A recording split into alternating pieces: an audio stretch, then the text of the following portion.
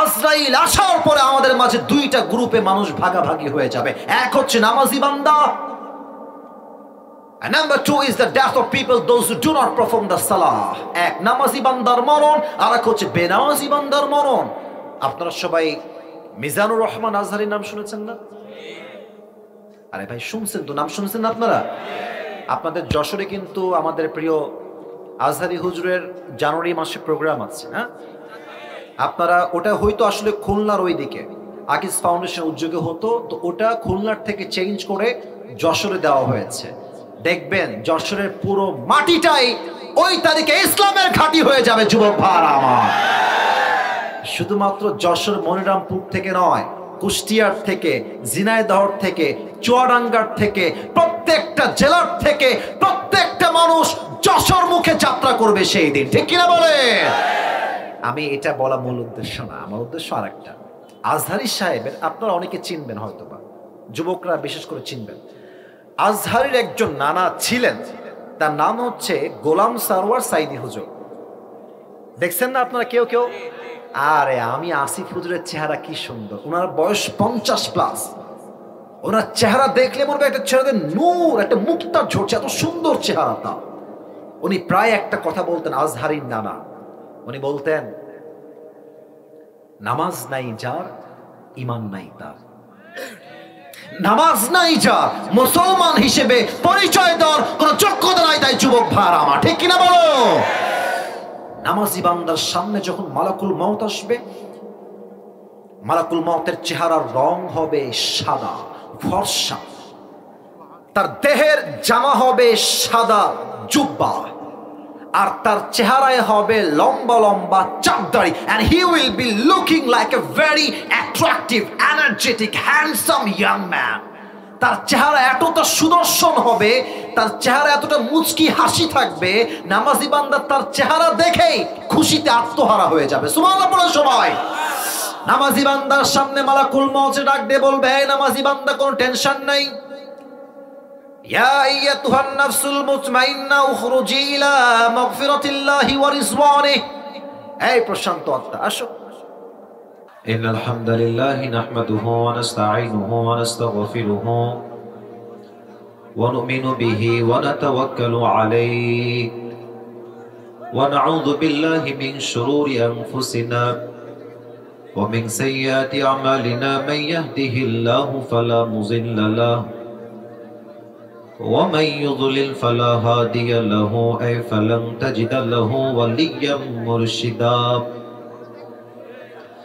ونشهد أن لا إله إلا الله وحده لا شريك له هو الذي لا ضد له ولا ند له لا مثل له ولا مثيل له ولا كفيل له لا شبه له ولا شبيه له ولا ولد له ولا والد له وهو الواحد الفرد الصمد لم يلد ولم يولد ولم يكن له كفوا أحد ونشهد أن سيدنا ونبينا وحبيبنا وحبيب ربنا وطبيبنا وطبيب أرواحنا محمدا عبد الله ورسوله أرسله بالحق بشيرا ونذيرا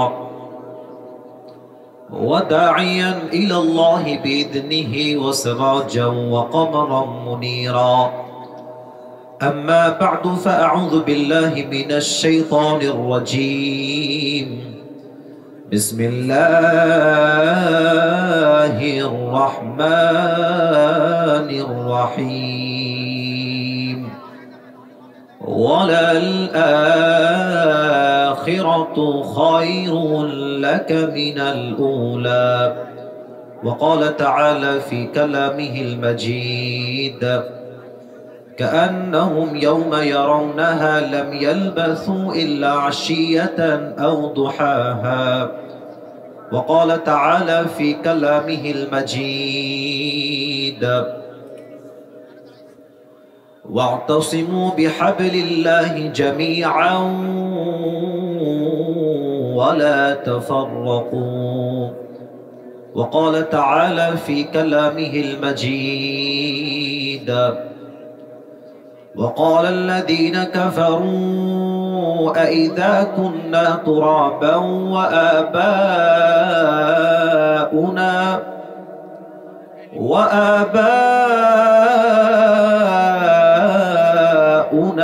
أئنا لمخرجون.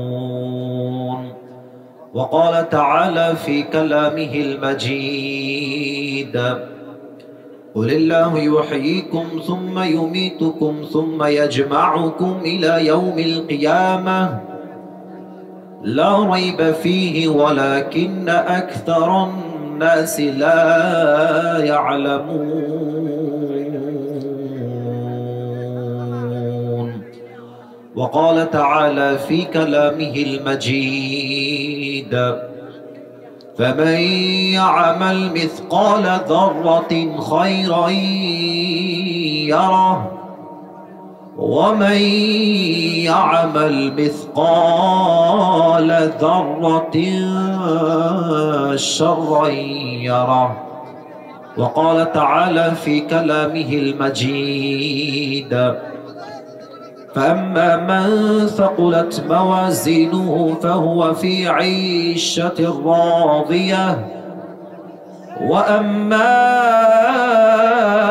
من خفت موازينه فأمه هاوية وما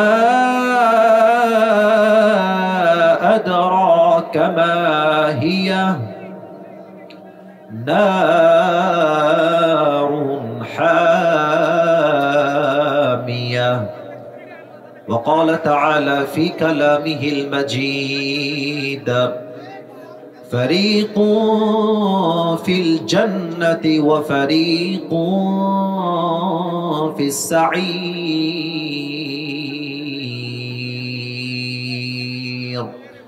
وقال تعالى في كلامه المجيد: إنما يوفى الصابرون أجرهم بغير حساب. وقال رسول الله صلى الله عليه وسلم: بلغوا عني ولو آية. وقال رسول الله صلى الله عليه وسلم: تركت فيكم أمرين لن تضلوا ما تمسكتم بهما كتاب الله وسنة رسوله أو كما قال عليه الصلاة والسلام: إن الله وملائكته يصلون على النبي يا أيها الذين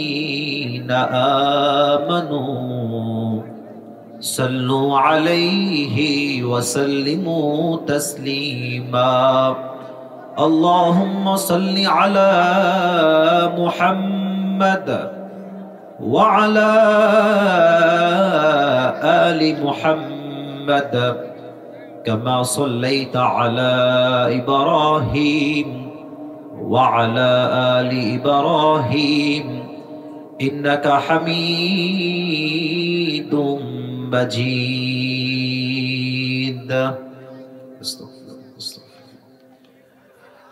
আমার যশোরের মনিরামপুরের দোদারিয়ার ভাইরা কেমন আছেন আপনারা সবাই? আলহামদুলিল্লাহ, আল্লাহ তাআলার শুকরিয়া। আল্লাহ তাআলা আমাকে অনেক ভালো রেখেছেন। মাইক অপারেটর কোন সাইডে আছে, ডানে না বামে? বামে আছেন। কোন দিকে? কই দেখতে পাচ্ছেন তাকে? ওই দিকে আছেন। আচ্ছা ভাই, আপনার সাউন্ড পারফেক্ট আছে, আর একটু বাড়ায় দেন, এটাকে আর একটু বাড়ায় দেন যেন আওয়াজটা একটু হালকা বাজে, জাস্ট আমার কানে না এসে যুবকদের কানেও যায়, আর একটু বাজায় দেন তাহলে ভালো হবে, একটু বাড়ালেই হবে। আজকের এই মাহফিল, এই তো এবার ঠিক আছে, এবার ঠিক আছে, পারফেক্ট, এবার ঠিক আছে। প্রিয় ভাই আমার, দোদারিয়া যুব সমাজের উদ্যোগে আজকের এই মাহফিলটা আয়োজিত। স্থান দোদারিয়া কেন্দ্রীয় ঈদগাহ ময়দান। আজকের এই প্রোগ্রামে আমার পূর্বে কথা বলেছেন আমার প্রিয় ভাই মিরাজুল ইসলাম আফ্রিদি রংপুর। প্রিয় ভাই অনেক সুন্দর বজ্র কণ্ঠে স্পষ্ট ভাষায় কথা বলছেন, আমি তার পাশে বসেই শুনলাম প্রিয় ভাইয়ের কথা। আমার প্রিয় ভাই যা বলেছেন কোরআন থেকে হাদিস থেকেই বলেছেন। আল্লাহ তাআলা প্রিয় ভাইয়ের কণ্ঠকে পুরো বিশ্বে ইসলামের খেদমতের জন্য কবুল করে নিক। আমরা সকলেই দিল খুলে জবান খুলে পড়ছি আমিন। না, এটা দিল খুলে আমিন হয় নাই, আবারও দিল খুলে জবান খুলে সবাই বলেন আমিন।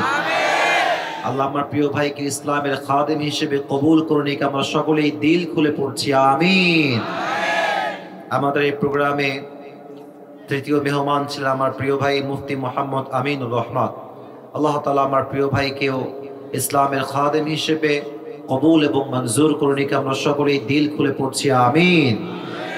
আমাদের এই প্রোগ্রামে সভা পরিচালনা রয়েছেন হাফেজ মাওলানা মাহফুজুর রহমান, সহকারী অধ্যাপক, রাজগঞ্জ সিদ্দিকিয়া মডেল ফাজিল মাদ্রাসা, মনিরামপুর, যশোর। উনি কোথায়?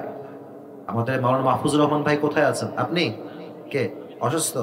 আচ্ছা, আল্লাহ ওনাকে পরিপূর্ণ শেফা আজলা কামেলা দান করুক। আমরা সকলেই দিল খুলে পড়ছি আমিন। আমাদের এই প্রোগ্রামে সভাপতি আছেন আলহাজ দিদার বক্স মন্ডল, সার্জেন্ট অবসরপ্রাপ্ত কোর অফ ইঞ্জিনিয়ার্স, বাংলাদেশ সেনাবাহিনী। উনি কি আসছেন? কোথায় আছে স্যার? জি জি জি, বসেন বসেন বসেন, জি বসেন, বসে পড়েন। উনি আমার পাশে আছেন আলহাজ দিদার বক্স মন্ডল। আল্লাহ তাআলা আমাদের সভাপতি সাহেবকে ইসলামের খাদেম হিসেবে কবুল এবং মঞ্জুর করে নিক। আমরা সকলেই দিল খুলে জবান খুলে পড়ছি আমিন। আমার ডানে আমার ভাই বসে আছেন, পরিচয় দিলেন, কথা শুনলাম। আপনার নাম যেন কি বললেন? জাহাঙ্গীর হোসেন স্যার। মাশাআল্লাহ, যশোরে বাসা তাই না আপনার? মাশাআল্লাহ, সবাই যশোরের মানুষ এখানে।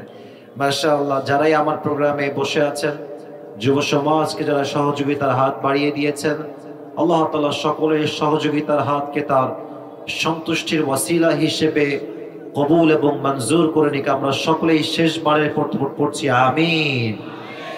আমি যা দেখতে পাচ্ছি আজকের মাহফিলের পরিবেশ, ডানে বামে আমার সামনে, যদি আমি আসিফের কোনো ভুল না হয়,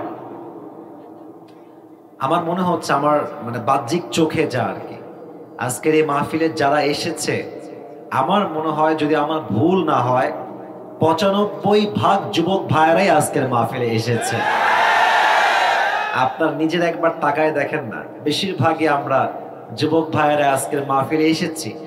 আর মুরব্বী আব্বাজানরাও আছেন। আমি মুরব্বীদেরকে স্যালিউট জানাই, শ্রদ্ধা জানাই, সম্মান জানাই, সালাম জানাই। আমার প্রিয় মুরব্বী আব্বাজানদেরকে আল্লাহ তাআলা আবু বকর রাদিয়াল্লাহু তাআলা আনহুর মতো ইসলামের সৈনিক হিসেবে কবুল করে নিক। আমরা সকলেই মন খুলে পড়ছি আমিন। আমি কিছু প্রশ্ন করছি, সকলে জবান খুলে উত্তর দেন। ভূমিকার কথা কনস্ট্রাকটিভলি বলার ট্রাই করব। ভূমিকা শেষ হয়ে গেলেই আমি আমার ডানে বারবার সাউন্ড হচ্ছে, আমি কিন্তু ভালোবাসার সঙ্গে বিহেভ করার ট্রাই করছি। আর সাউন্ড করেন না প্রিয় ভাইরা, আর না। আমি অনেকক্ষণ সহ্য করছি, প্রায় 20 মিনিটের বেশি সহ্য করছি, কিছু বলি না, কিন্তু আমি বলার লোক না। ভালোবাসা দিয়ে গোটা বিশ্বকে জয় করতে হবে যুবক ভাইরা। আমি কোনো ধমক দিয়ে যাচ্ছি না। আর ডান থেকে সাউন্ড না, সবাই চুপচাপ পিনপত নীরবতার সঙ্গে সবাই আছে। রাইট সাইড থেকে আর কোনো সাউন্ড যাচ্ছি না। আমাকে বলেন সবাই, জবান খুলেন। আপনার যশোরের সন্তান, এটা তো খুলনা বিভাগের মধ্যে পড়ে না? যশোরটা হচ্ছে খুলনার মধ্যে পড়ে। আমি কিন্তু খুলনার ছেলে। আমার জন্ম খুলনায়, আমার বড় বোনের জন্ম খুলনায়, আমার বাবার জন্ম খুলনায়, মায়ের জন্ম খুলনায়, 14 গোষ্ঠী দেয়ার ফ্রম খুলনা। আমার দাদা বাড়ি, নানা বাড়ি সবই খুলনার ভেতরে। তো আমি যদি খুলনার ছেলে হই, আমার তো মনে হয় আমি যশোরের সন্তান যুবক ভাইরা, ঠিক আছে কিনা বল? তা আমি আপনাদের পর মানুষ নই, আপনাদের আপন মানুষ এখানে এসেছে। অতএব আমাকে পর ভাবার কোনো দরকার নাই। সবাই একটা কাশি দেন কথা বলার জন্য। গলা ঠিকঠাক আছে সবার? আচ্ছা, আমি প্রশ্ন করছি, সবাই উত্তর দেন। আমাদেরকে এই পৃথিবীতে সৃষ্টি করে পাঠিয়েছেন এক রব, এক সত্তা। আওয়াজ দিয়ে বলেন তো সেই রবকে? আল্লাহ। আওয়াজটা যশোরের হয়েছে। এবার আপনারা আপনাদের আপন ভাবে ফিরে এসেছেন যশোরে। এই বছর এইটাই প্রথম মাহফিল, নেক্সটে আরো দুই একটা আছে। যশোরের যে কোনো মাহফিল আমি আগে করেছি, আমার একটা অভিজ্ঞতা আছে। যশোরের মানুষ যখন কথা বলে এটা স্পষ্ট বোঝা যায় যে আমরা যশোরের মানুষ কাপুরুষের সন্তান নই, আমরা সব বীর পুরুষের সন্তান। আর যখন কথা বলবেন একটা কথা মাথায় রাখবেন, মুসলমান যখন কথা বলে বিড়ালের মতো মিন মিন করে নয়, সিংহের মতো গর্জন দিয়ে মুসলমান কথা বলতে পছন্দ করে। বলেন এবার আমাদের সবাইকে সৃষ্টি করেছে একজন, আওয়াজ দিয়ে বলেন তো সবাই, তিনি কে? আমাদেরকে সৃষ্টি করার পরে আমরা যেন লাইন হারিয়ে না ফেলি, মিসগাইডেড যেন না হয়ে যাই। এই জন্য আল্লাহ তাআলা বলেছেন যে আমি তোমাদেরকে পথ দেখিয়ে দিব, আর সেই পথটা হচ্ছে হেদায়াতের পথ, দ্য প্যাথ অফ হেদায়াত, হেদায়াতের রাস্তা।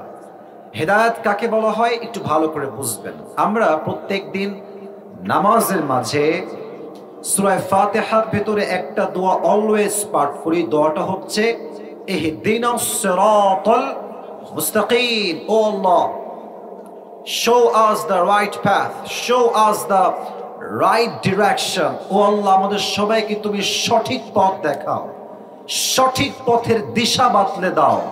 সঠিক রাস্তা কোথায় এটা একমাত্র জানে একজন, আওয়াজ দিয়ে বলেন সবাই, তিনি কে? হেদায়াত বোঝাবার স্বার্থে আবার কিছু প্রশ্ন করছি, জানলে বলবেন, না জানলে কোনো বলার প্রয়োজন নেই।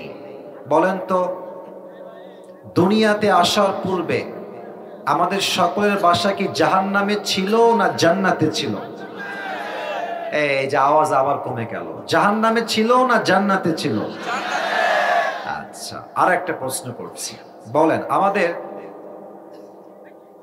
সকলের প্রথম নবী, হাসে এখানে এক থাপ্পড় দিয়ে দাঁত ফেলে দেব, বেয়াদব কোথাকার। ফাইজলামে পাইছো মাহফিলের ভেতরে, তোর মামুর বাড়ি মনে হয় এটা? অভদ্র কোথাকার। আল্লাহ কোরআন থেকে কথা বলছি, ওখানে হাসতেছে বসে বসে। যশোরের মানুষ আমরা ভালোর ভালো খারাপ রেখা বলে আমরা হইতে পারি যুবক ভাইয়ারা। যেখানে ভালো হওয়া লাগবে, ভালো যেখানে শাসন করতে হবে সেখানে শাসন দিয়ে হ্যান্ডেল করতে হবে, ঠিক কিনা বলে? আর একবারও হাসবে না, খবরদার। কথা বলছি স্পষ্ট ভাষায়, স্পষ্ট ভাষায় শোনো প্রিয় ভাই আমার। ভালোবাসার জায়গায় ভালোবাসা, আদবের জায়গায় আদব। মেহেরবানি করে ডোন্ট লাভ, আর কেউ হাসবা না। সবাই একটা তাকবীর দেন, লিল্লাহি তাকবীর। আমাদের সকলের প্রথম নবী, প্রথম পুরুষ যিনি পৃথিবীতে প্রথম এসেছেন তার নাম কি? আদম আলাইহিস সালাম। আচ্ছা বলেন তো, আমাদের সকলের মা যিনি আদম আলাইহিস সালামের স্ত্রী ছিলেন তার নাম কি ছিল? হাওয়া আলাইহিস সালাম। আচ্ছা বলেন তো, পৃথিবীতে, এটা অনেকে হয়তো জানেন বাট মাথায় নাই, রিমাইন্ডার দিচ্ছি, পৃথিবীতে সবচেয়ে সুন্দরী মেয়ের নাম কি? সুন্দরী নারী হাওয়া আলাইহিস সালাম। সুবহানাল্লাহ পড়বেন না আপনারা সবাই? দুনিয়াতে তিনি প্রথম এসেছেন আদম আলাইহিস সালামের সঙ্গে। তাহলে আমাদের পূর্বপুরুষ আদম আলাইহিস সালাম প্রথম পুরুষ, প্রথম নবী। তার বাসা ছিল জান্নাতে। আপনারা সবাই জানেন যে উনি জান্নাতে একটা নিষিদ্ধ গাছ থেকে ফল খাওয়ার জন্য ওনাকে আল্লাহ তাআলা জান্নাত থেকে দুনিয়াতে পাঠিয়েছিলেন। তো উনি যখন জান্নাত থেকে ভুল করে ফলটা খেয়ে ফেললেন, আল্লাহ বললেন, আদম, তোমাকে যে আমি মানা করেছিলাম ফলটা তুমি খেও না, খেলে কেন? আমি আল্লাহ মানা করেছিলাম তো। তো আদম চাইলে একটা আর্গুমেন্ট করতে পারতেন যে আল্লাহ এই জন্য, ওই জন্য, এই এক্সকিউজ, ওই বাহানা, এই বাহানা, তাল বাহানা। উনি করেন নাই। আল্লাহ বলছেন, আদম তুমি কেন করলা? আদম আলাইহিস সালাম বললেন, আল্লাহ, রব্বানা যালামনা আনফুসানা ওয়া ইল্লাম তাগফির লানা ওয়া তারহামনা লানাকুনান্না মিনাল খাসিরিন। ও Allah, surrender, I have made a mistake. Allah, আমার ভুল হয়ে গেছে। তুমি যদি আমাকে ক্ষমা না করো, and if you don't mercy upon myself, তুমি যদি আমাকে মায়া না করো, আমি ক্ষতিগ্রস্তের মাঝে শামিল হয়ে যাব। আয়াতটা ভালো করে বুঝবেন। মুরব্বীরা আমার চোখে চোখ রাখেন, যুবক ভাইরা প্রত্যেকটা শব্দ বুঝে বুঝে শুনবেন। উনি চাইলে জাস্ট বলতে পারতেন, রব্বানা যালামনা আনফুসানা ওয়া ইল্লাম তাগফির লানা লানাকুনান্না মিনাল খাসিরিন, ওয়া তারহামনা বলার প্রয়োজন ছিল না। উনি কেন বলেছেন? তোমাদের এখানে অনেকের বন্ধুরা তোমরা বসে আছো, তোমার বন্ধু হয়, এখানে আছে না সবাই? এখানে আছে। দেখবা মানুষ যখন বিশ্বাস ভেঙে ফেলে, আমরা হয়তো মাফ করতে পারি, বাট আগের মতো আমরা হয়তো ভালোবাসি না। এর কারণ বিশ্বাস নাই যেখানে, ভালোবাসা নাই সেখানে। বিশ্বাস আছে যেখানে, ভালোবাসা আছে সেখানে। ঠিক আছে কিনা বলে? তো আদম বলছে, আল্লাহ তুমি তো আমারে মাফ করে দিবা, এটা আমি জানি, তুমি রহমান, তবে আমাকে শুধু মাফ করলেই হবে না, আগে যে আমাকে ভালোবাসতা, যেমন করে ভালোবাসতা ঠিক তেমন করে আমাকে আবার ভালোবাসতে হবে। সুবহানাল্লাহ পড়ো সবাই। আচ্ছা, এই হচ্ছে আদম আলাইহিস সালামের ঘটনা। তো আল্লাহ তাআলা বলছেন, তোমরা যেন পথ ভুলে না যাও, তাই তোমাদেরকে আমি আল্লাহ হেদায়েতের জন্য দুইটা জিনিস দিয়েছি। বলেন সবাই, কয়টা? আপনারা বলবেন সবাই, বলেন সবাই, কয়টা? দুই। এক হচ্ছে নবী, আর এক হচ্ছে কিতাব আল কোরআন। এই কোরআনে আল্লাহ তাআলা কি বলেছেন, যশোরের মনিরামপুরের দোদালিয়ার ভাইরা বুঝবেন। আল্লাহ তাআলা বলছেন, ওয়াতাসিমু বিহাবলিল্লাহি জামিআন ওয়া লা তাফাররাকু। একবার এটার দিকে সবাই তাকান তো, এই কোরআনের দিকে সবাই তাকান। আচ্ছা, এটা কি কোনো রশি মনে হচ্ছে দেখে? আরে ভাই বলো, রশি মনে হচ্ছে দেখে?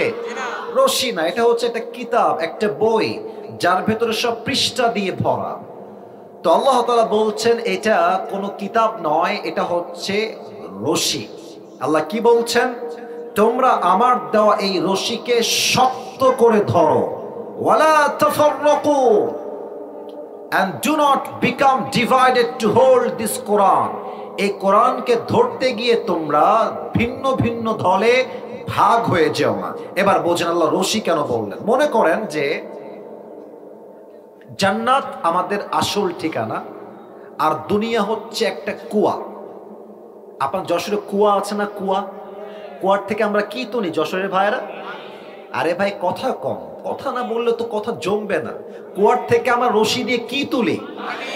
পানি তুলি। আচ্ছা, মনে করেন যে আপনাদের এই আসিফ হুজুর কালকে যশোরের একটা ছোট্ট কুয়াতে এমনি হাঁটতে গিয়ে ঠাস করে পড়ে গেছে, এমনি পড়ে গেছে।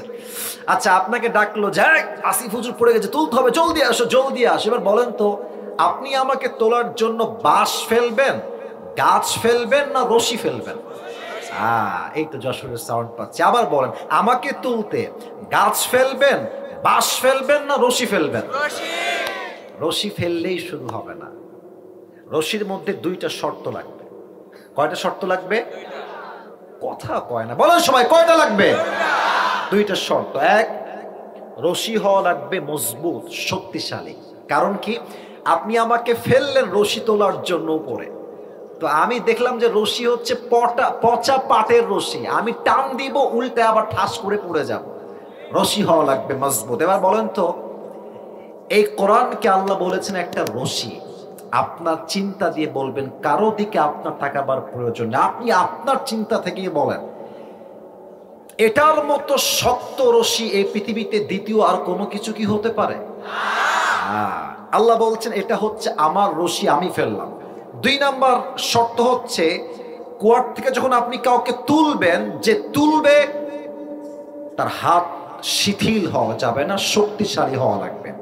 তার হাত যদি দুর্বল হয়, আমি আসিফ হুজুরকে টান দিবেন, ঠিক আছে, রশিও শক্ত, বাট আপনার হাতে নাই শক্তি, টান দিবেন, আমিও ধরবো, খুলে যাবে, কারণ আপনার হাতটা শিথিল, মজবুত নয়। এবার বলেন, এই যে এই রশিটা আল্লাহ দিয়েছেন, এর মূল গোড়ায় আল্লাহ তাআলা নিজের হাত দিয়ে ধরে আছেন, কুদরতি হাত দিয়ে। যশোরের মনিরামপুরের ভাইরা বলেন, আমার রবের হাতের মতো শক্তিশালী হাত পৃথিবীতে কোনো নেতার হতে পারে, কোন ব্যক্তির হতে পারে, কোন ব্যবসায়ীর হতে পারে? আল্লাহ বলছে, বান্দা আমি আল্লাহ একটা রশি ফেললাম, তার নাম হচ্ছে কোরআন। ধরো ধরো, তোমরা কুয়ায় পড়ে আছো, কুয়ার ভেতরে পড়ে আছো, ধরো রশিকে আমার, শক্ত করে ধরো। মারামারি কইরো না, অমুকে জামাত, অমুকে চরমনায়, অমুকে কওমিয়া, অমুকে আওয়ামী লীগ, অমুকে বিএনপি, অমুকে সরসিনা, অমুকে কওমিয়া, অমুকে আলিয়া। প্রথম পরিচয় আমার আলিয়া নয়, প্রথম পরিচয় জামাত ইসলাম নয়, প্রথম পরিচয় বিএনপি নয়, প্রথম পরিচয় কওমিয়া নয়, প্রথম পরিচয় চরমনায় নয়, প্রথম পরিচয় সর্বশর্ষিরা নয়। আমার প্রথম পরিচয় আমি মুসলমান ঘরের সন্তান, যশোরের ভাড়া। দলাদলি করতে যেও না, শক্ত করে সবাই মিলে ধরো। আমি আল্লাহ তোমাদেরকে আবার সেই হারিয়ে যাওয়া বাসা জান্নাত সবাইকে আবার সেই ঠিকানায় পৌঁছায় দিব। সুবহানাল্লাহ পড়বেন না আপনারা? এটাই হচ্ছে সেই কোরআন। শেষ কথা বলে আমি আমার তাফসিরে ফিরে যাব। আপনারা তাবলীগ নামে আমাদের একটা দেশে কাজ হয়, আপনার নাম শুনছেন তাবলীগের নাম? তাবলীগ জামাত। সকালে একটা নিউজ শুনে আমার দেহের মধ্যে একটা কম্পন তৈরি হয়ে গেছে, আমি অবাক হয়ে গেলাম। আজ তাবলীগের সংঘর্ষে প্রায় 4 জন নিহত হয়েছে। আল্লাহু আকবার, নাউযুবিল্লাহি মিন যালিক। আজ মুসলমানদের অবস্থা কোথায়? মুসলমান শত্রুকে বানিয়েছে বন্ধু, বন্ধুকে বানিয়েছে শত্রু। যুবক ভাড়া, ঠিক কিনা বলো? আপনি তাকায় দেখেন, আমাদের দেশে মুসলমানে দাঙ্গা করে, আর আমাদের সবচেয়ে বড় শত্রু দেশের নাম হচ্ছে ভারত। যুবক ভাড়া, আর এই ভারতের যে সাংবাদিকগুলো আছে, একটাকেও আমার সাংবাদিক মনে হয় না। আমার মনে হয় এরা গুলিস্তানে আন্ডার প্যান্ট বিক্রি করলে বেশি মানাইতো। যুবক ভাই, আমরা জাস্ট মুসলমান ঘরের সন্তান, শান্তি চাই। না হলে এই সমস্ত ভারতের কুলাঙ্গার সাংবাদিকদেরকে সাইজ করতে মুসলমানদের 10 মিনিটও সময় লাগবে না। যুবক ভাই, ঠিক কিনা বলো? আপনারা মুসলমানরা মারামারি করেন, আর ভারতের মিডিয়া আমাদের বিরুদ্ধে অপপ্রচার করে। তারা সুযোগ পেয়ে যায়। আমাদের দেশে যখন মুসলমানরাই মারামারি করে, তখন জাস্ট মুসলমানদের ব্যক্তিত্বে আঘাত হয় না, পুরো দেশের একটা সার্বভৌমত্বে আঘাত সৃষ্টি করে। যুবক ভাই, ঠিক কিনা বলো? আমি তাবলীগী ভাইদের কাছে, আমি আসি অনেক অধম, অনেক ছোট, আপনাদের পায়ে আমাদের হাত। দেশটা আমরা দ্বিতীয়বার স্বাধীন করেছি, এটাকে আর বদনাম করবেন না। মনে রাখবেন, মদিনায় আউস এবং খাজরাজ গোত্রের মাঝে সবচেয়ে বেশি দ্বন্দ্ব ছিল। এদের মাঝে কি প্রবলেম ছিল? Ego problem. আমি সেরা, I am the best, I am the best, I am the best, no one is more best than me. আমি হলাম সবার সেরা। আল্লাহর হাবিব আসলেন, দেখলেন এদের মাঝে সবচেয়ে বড় প্রবলেম হচ্ছে ইগো প্রবলেম, ব্যক্তিত্বের প্রবলেম। যে নিজেকে সেরা মনে করে, সেরা সে নয়। লোকে যারা সেরা কয়, আল্লাহ যারা সেরা কয়, সেরা তো সেই হয়। যুবক ভাইরা, ঠিক কিনা বলো? আল্লাহর হাবিব জাগ দিয়ে বললেন, হে আউস এবং খাজরাজ গোত্রের ভাইরা, মাথায় রাখবেন, এই পৃথিবীতে সমস্ত শ্রেষ্ঠত্বের একমাত্র মালিক হচ্ছেন আল্লাহ তাআলা। যেহেতু তোমরা রবের সামনে মাথাকে নত করেছো, এটাই স্পষ্ট প্রমাণ তোমরা শ্রেষ্ঠ নও। প্রথম শ্রেষ্ঠত্বের মালিক হচ্ছেন এক রব। তিনি কে? ভুলে যাও লড়াই, ঐক্যবদ্ধতার ডাক দাও। ঐক্যবদ্ধ হয়ে গেল। পুরো মদিনার আউস এবং খাজরাজ গোত্রের সমস্ত দ্বন্দ্ব নিমিষেই মিটে গেল। সুবহানাল্লাহ পড়বেন না আপনারা সবাই? আমাদের শামের দিকে তাকান, সিরিয়ার যে বিজয় হলো, কেমনে হলো? মুসলমান ঐক্যবদ্ধ হয়ে কাজ করেছে, জালিম তার মসনদ ছাড়তে বাধ্য হয়েছে। ঠিক কিনা বলেন? আরে ভিন্ন দেশ লাগবে কেন? আমার দেশে তো সবচেয়ে বড় এক্সাম্পল মনিরামপুরের ভাইরা। আমার দেশে শহীদ আবু সাইদের নাম তো সবাই শুনলেন। বলেন তো একটু বুঝে, সে কি কারো গায়ে হাত তুলতে গেছিল? না, কথা না বললে পারবো না ওয়াজ করতে। কারো গায়ে হাত তুলতে গেছিল? কাউকে গুলি করতে গিয়েছিল? আমরা বলেছিলাম যে আমাদের কিচ্ছু লাগবে না, শুধু কোটার সংস্কার হলেই আমরা খুশি। এটা আমাদের ফার্স্ট স্লোগান ছিল। যখন শহীদ আবু সাইদের বুকে গুলি চালানো হলো, আল্লাহ বললেন, কিসের কোটার সংস্কার? এবার পুরো দেশটাই সংস্কার হয়ে যাবে। ছাত্রদের গায়ে একটা আগুন লাগলো, সমস্ত ছাত্র এক হলো, সমস্ত দল এক হলো, একটাই স্লোগান, হয় জীবন দিব, না হয় স্বৈরাচারকে বিদায় করে ছাড়বো। যুবক ভাইরা আমার, আমি তাবলীগী ভাইদেরকে বলবো, আমরা কেউ শত্রু নই, ঐক্যবদ্ধ হয়ে যান। সাতপন্থী বুঝি না, জুবায়ের পন্থী বুঝি না, আলেম পন্থী বুঝি না, আমরা একমাত্র ইসলাম পন্থী বুঝি, আর কিচ্ছু আমরা বুঝি না। ঠিক কিনা বলেন? আল্লাহ এই তাবলীগ গ্রুপের মারামারি সব বন্ধ করে আল্লাহ তাআলা শান্তিপূর্ণ দেশ করে দিকে আমরা সকলেই দিল খুলে পড়ছি আমিন। আপনাদের বউ আছে কার? একটু হাত তুলুন তো, বউ আছে? আচ্ছা, হ্যাঁ নাই তো বেশিরভাগ লোকের। আচ্ছা বসান, হাত বসান, হাত বসান। এবার যাদের বউ টৌ কেউ নাই, সিঙ্গেলরা সবাই হাত তোলো। হ্যাঁ, আহা, কারো বউ নাই আপনাদের? আব্বা বোঝে না রে, আব্বা বোঝে না রে। আহা, আমি যুবকদের পক্ষে একটাই স্লোগান আজকে দিব, যুবকদের চরিত্র রক্ষা করতে চাইলে আর শীত থেকে বাঁচাইতে চাইলে কম্বল দিয়ে নয়, বউ দিয়ে যুবকদের শীত দূর হবে। আমি আমার আব্বাজানদেরকে পায়ে হাত থেকে বলতে চাই, আব্বাজান এই যে স্লোগান দেন, তোরে নিজের পায়ে দাঁড়াতে হবে আগে, তার আগে তোর বিয়ে হবে না নে। এই স্লোগান বাদ দিতে হবে ভাই।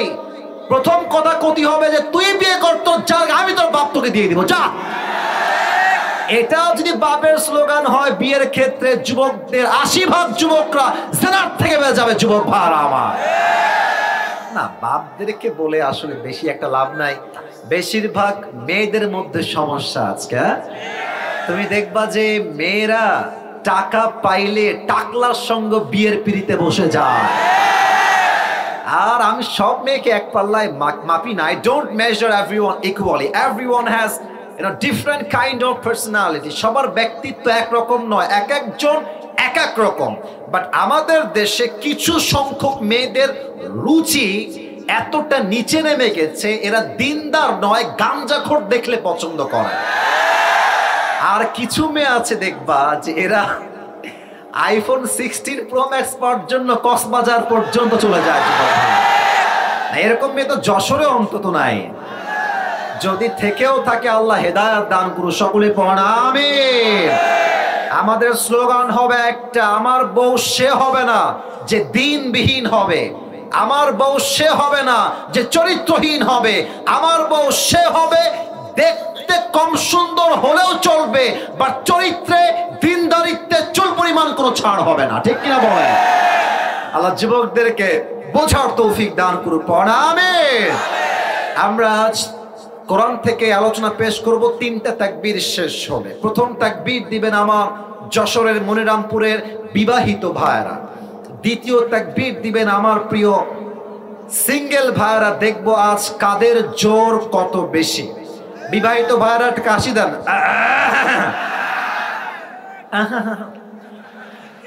চলে না গো, আওয়াজ নাই গো। আচ্ছা দেখা যাক কিটা পারে আজকে। বিবাহিত ভাইরা দিবেন, এই সিঙ্গেলরা কিপ কোয়াইট, কিপ সাইলেন্ট, তোমরা চুপ থাকো। বিবাহিত ভাইরা তাকবীর দিবেন। লিল্লাহি তাকবীর। মোটামুটি চলে, খারাপ না। আচ্ছা এবার সিঙ্গেল ভাইরা কাশি দাও। আচ্ছা এত সহজ সিঙ্গেলকে হারানো। আচ্ছা দেখা যাক কে পারে আজকে। আমি নাম্বার না, মুরব্বীরা নাম্বার দিবে আজকে। সিঙ্গেল ভাইরা তোমাদের time, it's time for the single people. লিল্লাহি তাকবীর। বিবাহিত ভাইরা আই এম সো সরি, আপনারা আমাকে মাফ করে দিবেন। আজকে যুবকরা সিঙ্গেলরা ৮০% নাম্বার পেয়ে বেশি পাস করেছে। ঠিক কিনা বলেন? এবার সবাই মিলে তাকবীর দিবেন। আমি সহ আমার আফ্রিদি ভাই সহ আমরা সবাই মিলে তাকবীরের ঠেলায় ভাই স্টেজ ভেঙে নিচে পড়ে যাব। দেখা যাক কত জোর আছে যশোরবাসীর মাঝে। সবাই একটা গলা ঠিক করে নেন। লিল্লাহি তাকবীর। সাউন্ড আসছে, সাউন্ড আসছে। আরেকবার ট্রাই করি। হাত তুলে এমনি মুষ্টিবদ্ধ হাত করেন তো সবাই, মুষ্টিবদ্ধ হাত। Let's try again together. আবার চেষ্টা করব, কাপুরুষের মতো নয়, আমরা সবাই বীর পুরুষের সন্তান, যশোরের ভাড়া। লিল্লাহি তাকবীর। আল কোরআনের আলো, আল হাদিসের আলো। কোরআন হাদিস যেখানে, আলেম ওলামা যেখানে, যশোরবাসী যেখানে, মনিরামপুরবাসী যেখানে, আল্লাহ তাআলা কবুল করুন। সকলেই আমরা দিল খুলে জবান খুলে পড়ছি আমিন।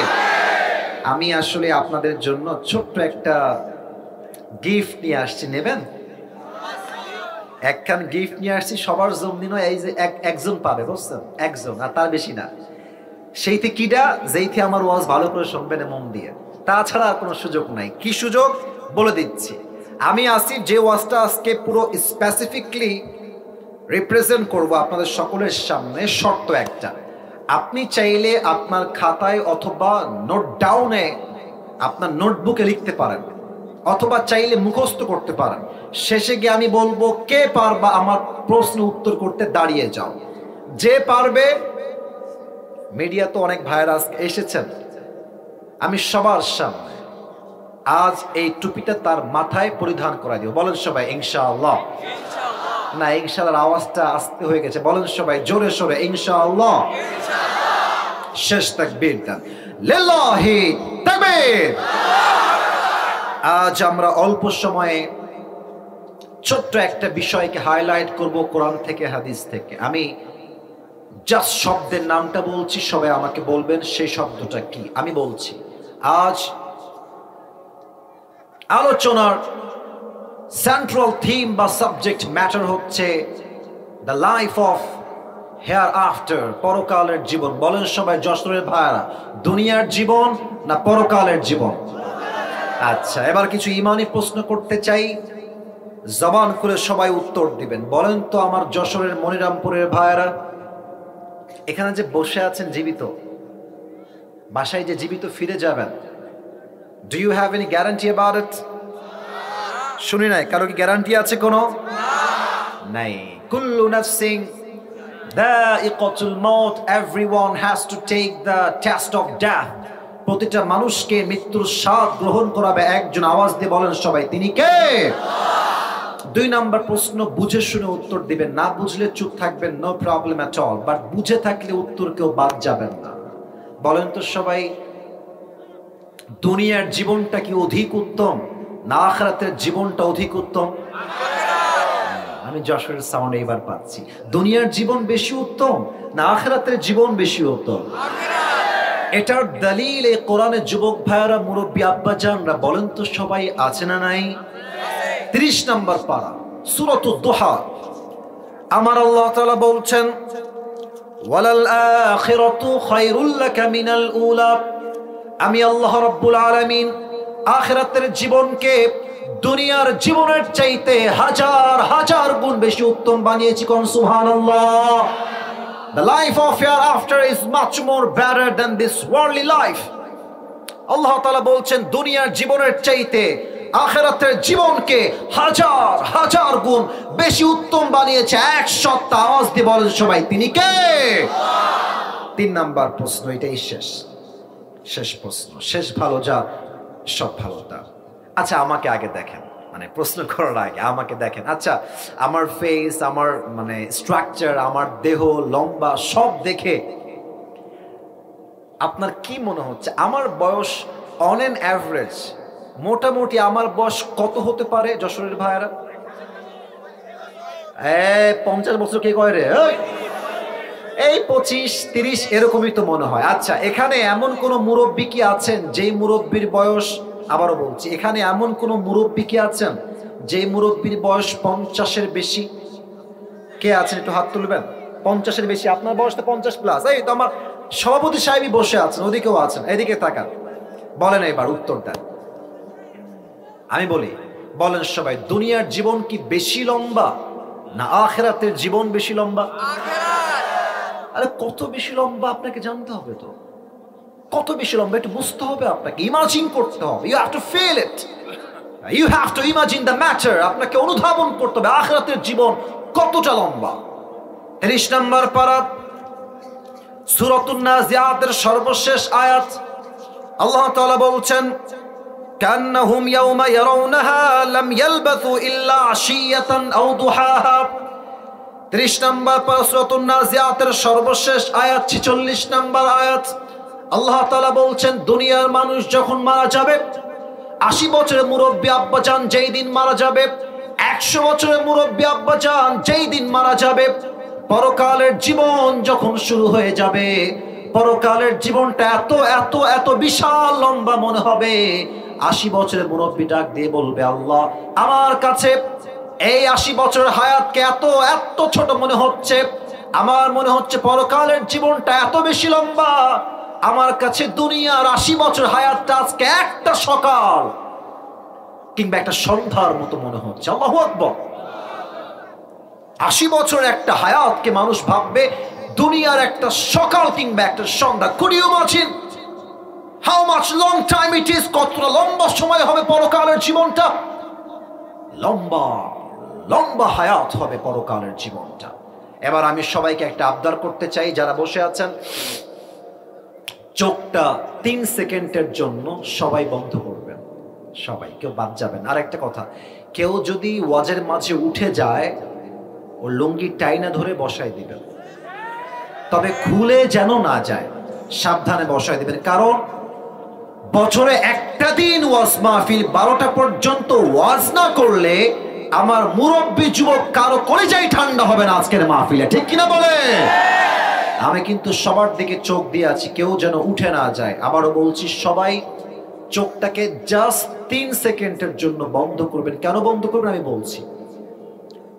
এই পরকালের জীবনটাকে আমি কয়েকভাবে হাইলাইট করব। আবার বলছি, পরকালের জীবনটাকে আমি ভাগাভাগি করে হাইলাইট করব। আমি আজকে বলবো যে পরকালের জীবনটা শুরু হবে কেমনে, আমাদের মৃত্যুটা হবে কেমনে, আমাদের মৃত্যুটা আমরা মালাকুল মউতকে ফেস করব কেমনে, যুবকের মৃত্যু কেমন হবে, নামাজি বান্দার মৃত্যু কেমন হবে, বেনামাজির মরণটা কেমন হবে, কবরের জীবন যে শুরু হবে, হাউ ইট উইল স্টার্ট, পরকালের জীবনটা শুরু হবে কেমনে, আমরা যে আবার দুনিয়ার জীবন থেকে বিদায় নেওয়ার পরে জীবিত হব, আমরা আবার জীবিত হব কেমনে, সেই যে বিচার দিবস কায়েম হবে, বিচার দিবসটা কায়েম হবে কেমনে, হিসাব হবে কেমনে, মিজানের পাল্লায় আমল নামা ওজন হবে কেমনে, আমরা জান্নাতে যাব কেমনে, জাহান্নামে যাব কেমনে, এই পুরো টপিকটাকে ইন ডিটেইলস আমি আজ কোরআন থেকে হাদিস থেকে হাইলাইট করব। বলেন সবাই দিল থেকে ইনশাআল্লাহ। এবার চোখটা সবাই বন্ধ করেন, আমিও বন্ধ করছি সবার সাথে। 3 গোনার পরে খুলবেন। চোখ বন্ধ। 1 2 3 চোখ খুলে। সবাই চোখ খুলে আমার চেহারার দিকে সবাই তাকান। আজ আমরা বসে আছি যশোরের মনিরামপুরের দোদারিয়ার জমিনে। আমরা বসে আছি ঠিক রাস্তার সাইডে। আচ্ছা, যশোরের যে বিশ্ব রোড বা হাইওয়ে রোডটা আছে, যে হাইওয়ে রোড দিয়ে আমরা ঝিনাইদহ যাই, চুয়াডাঙ্গা যাই, খুলনাও যাই, আমার দোদারিয়ার ভাইয়ারা, মনিরামপুরের ভাইয়ারা কথা একটু বুঝে শুনবেন। ঠিক বলাটা ইটস নট মাস্ট, আপনি বললেও হবে না বললেও হবে, বাট বোঝাটা মাস্ট, বুঝতে হবে। বলেন তো, বিশ্ব রোডে যে গাড়িগুলো যায়, হানিফ, দেশ ট্রাভেলস, ন্যাশনাল, গ্রামীণ, গ্রিন লাইন, এই যে বাসগুলো চলে, ঢাকার কোচ, এর স্পিড বিশ্ব রোডে, হাইওয়ে রোডে কম থাকে না বেশি থাকে? এই তো উত্তর পেয়েছি। কম থাকে না বেশি থাকে? বেশি থাকে। দেখবেন আপনি খুব খেয়াল করে, বাইক যাদের আছে, বাইক যারা চালাও, দেখবা বড় রাস্তায় ট্রাকের ড্রাইভার আমাদের মতো বাইক চালকদেরকে মানুষই মনে করতে চায় না। তুমি যাবা ঠাস করে চাপাই দিবে। আমার মনে হয় যে ট্রাকের চালক আমাদেরকে মানুষ মনে করে না, রাস্তার বামে চাপায় দেয়, ডানে চাপায় দেয়, খালে ফেলায় দেয়, ওদেরকে আবার সামনে গিয়ে অ্যাটাক করা দরকার, গাড়ির থেকে নামিয়ে জুতার পিটা করা দরকার। যুবক ভাইরা আমার, আপনি কাল সকাল যখন হয়ে যাবে, কেউ যাবে স্কুলে, কেউ যাবে কলেজে, কেউ যাবে বাজারে, কেউ যাবে ব্যবসায়, কেউ যাবে চাকরিতে, সবাই সবার কর্মস্থলে সকাল হলেই ছুটে যাবে। আপনি জাস্ট ভাবেন যে কালকে সকালবেলা আপনি যাবেন যশোরের মেইন শহরে, একদম মেইন শহরে, তো আপনি হাইওয়ে রোড দিয়ে যাবেন। আমি বোঝাবার সাথে একটা জিনিস বোঝাই, আমার দিকে সবাই তাকান। আমাদের পেছনে একটা রাস্তা আছে না, দেখতে হবে না, আমার দিকে তাকান। পেছনে একটা রাস্তা আছে না আমাদের? আরে ভাই কথা কোন আছে না নাই? আচ্ছা, মনে করেন পেছনের রাস্তা পেছনে নাই, এটা হচ্ছে এইখানে, আবার বলছি, পেছনের রাস্তা পেছনে নাই, এক্সাম্পল হিসেবে রাস্তা এইখানে। আর আমি আসিফ হুজুর যেখানে বসে আছি, এটা হচ্ছে আপনার বাসার গলি, বোঝাবার স্বার্থে। তো এই বাসটা হচ্ছে বিশ্ব রোড, এটা হচ্ছে আপনার বাসার গলি। সাইকেল নিয়ে যাচ্ছেন, বাইক নিয়ে যাচ্ছেন, অটো নিয়ে যাচ্ছেন, অথবা সিএনজিতে যাচ্ছেন, গলির রোড থেকে বিশ্ব রোডে উঠে আপনি জাস্ট বাম দিকে যাবেন, এই দিকে পেছন থেকে হানিফ একটা বাস, তার স্পিড আছে 110। আপনি যখনই সিএনজি রাস্তায় উঠিয়ে বামে যাবেন, আপনার সিএনজি বামে ঘুরাইতে পারেন নাই, জাস্ট এমনি উঠেছে, এমনি আছে। আর ডান দিক থেকে বিশাল লম্বা একটা হানিফ বাস এসে এমন ধাক্কা দিয়েছে আপনার সিএনজি বা অটোতে, সিএনজির ভেতরে বসে থাকা মুরব্বী যুবক এক ধাক্কায় 40 হাত দূরে গিয়ে পড়েছে। আর পড়ার সময় কেমনে পড়েছে, লুক অ্যাট দ্য পজিশন, পড়ার স্টাইল দেখেন, এমনি উড়ে গেছে। এই যে কপালের সাইডটা আছে, এটা সোজা গিয়ে রাস্তার যে পিচ ঢালাও করা শক্ত শক্ত পাথর আছে, ঠাস করে গেছে। কপালটা এত জোরে লেগেছে, কপালটা ফেটে, পুরো মাথা ফেটে ফিলকি দিয়ে গল গল গল গল করে রক্ত বের হয়ে পুরো রাস্তা লাল হয়ে রঞ্জিত হয়ে গেছে। আর দোদারিয়া মনিরামপুরের সবাই বলছে, বের হও বের হও, একটা বড় দুর্ঘটনা ঘটে গেছে, বের হও, কে কোথায় আছো, বের হও। কোন মতে আপনাকে ধরেছে। আর একজন বলছে, অ্যাম্বুলেন্স কল দাও, অ্যাম্বুলেন্স কল দাও, এখনই রাইট নাও কল দাও। কল দিয়েছে, খুব দ্রুত অ্যাম্বুলেন্স চলে আসছে, আপনাকে কোনো মতে ধরে যশোরের সদর হাসপাতালে ভর্তি করে দিয়েছে। And you don't have a strength to talk with anybody. You are totally and completely senseless. কোনো জ্ঞান নাই, কথা বলার শক্তি নাই, 24 hours কোনো জ্ঞান নাই, কোনো চোখ খোলাখুলি নাই। 24 ঘন্টা পর, দীর্ঘ 24 ঘন্টা পর চোখ খুলেছে। You can't see anything clearly. Everything is, look like it's not clear, ঝাপসা। বাট আপনি বুঝতে পারছেন যে আপনি যে বেডে শুয়ে আছেন, সেই বেডের চাদরের রং হচ্ছে সাদা। যে বালিশে আপনার মাথা আছে, বালিশের কাভারটাও সাদা, উপরের ছাদ সাদা, ফ্যান সাদা, দেওয়াল সাদা, everything is look like a white colour, সবই হচ্ছে সাদা।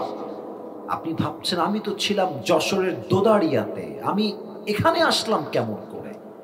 একটু পরে চোখটা